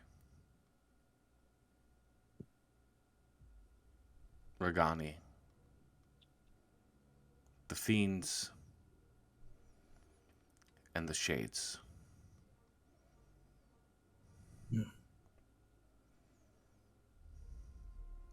Where do we start? That's where I'm going to call tonight's session. Ah! What is No. this? Yeah. Oh my god. God damn. Ooh, baby. Everything's fake.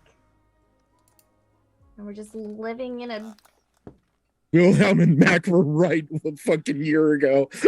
But you weren't though. You weren't though. I wasn't. Because I y'all were wasn't. all Nope. fucking cynical assholes about it. How would you know? How could I not be though?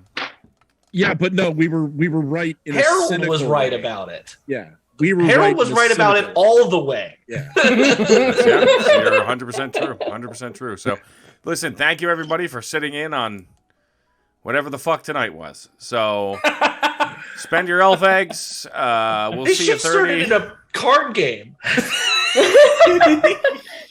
And somebody roll me a d20.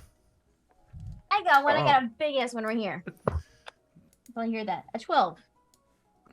That was a beefy boy. Oh, God god damn. I heard it. I could kill Let's somebody. see. We're getting close to the end of the month, so make sure you get your elf eggs in for those Dice Envy dice. Yeah, speaking of which, how am I ending the session with 1984 fucking elf eggs? Do you want to hang out for a minute? I was gonna say, let's just chill for a minute, guys. Let's run it out for. So you get 200 for. I mean, for I guess we rating. could do. I guess we could do like the fucking. No, let's not do that on stream. That feels weird. That's not. No, what we Let's can not do do is that. we're gonna go raid, and I can't imagine a better place to go raid. We're gonna go raid Smoking Dragons. Of course we are. Legend of Arcadia, episode 21. So, folks, we we will hopefully see you on Thursday. Definitely see you Sunday for Curse of Strahd. And then we're going to, next week, we will be doing ASD on Tuesday. So you'll be able to. We will not be Very hanging out with important you. announcement we almost did. Yeah. Enjoy your spooky holiday. Enjoy your spooky holiday. Maybe I'll do something because I'm working on some stuff in Rust. If you guys want to hit us up Discord and feel like playing Rust and want to see what Rust RP looks like, let me know because it's goofy. But we're on a pretty good server for it, so let me know if you want to play along with that. I think we might be doing a haunted house. I don't know if we're gonna debut that on stream or Rust is tough with streaming sometimes. So maybe pre-recorded. I'm not sure yet. I might do something with it. I might never do anything with it. But either way, enjoy your Halloween. We'll see you Sunday. Thursday. And Thursday. All the days. Goodbye. Goodbye, everyone. Fuck off. Toodaloo! Bye bye, party people. Toodles.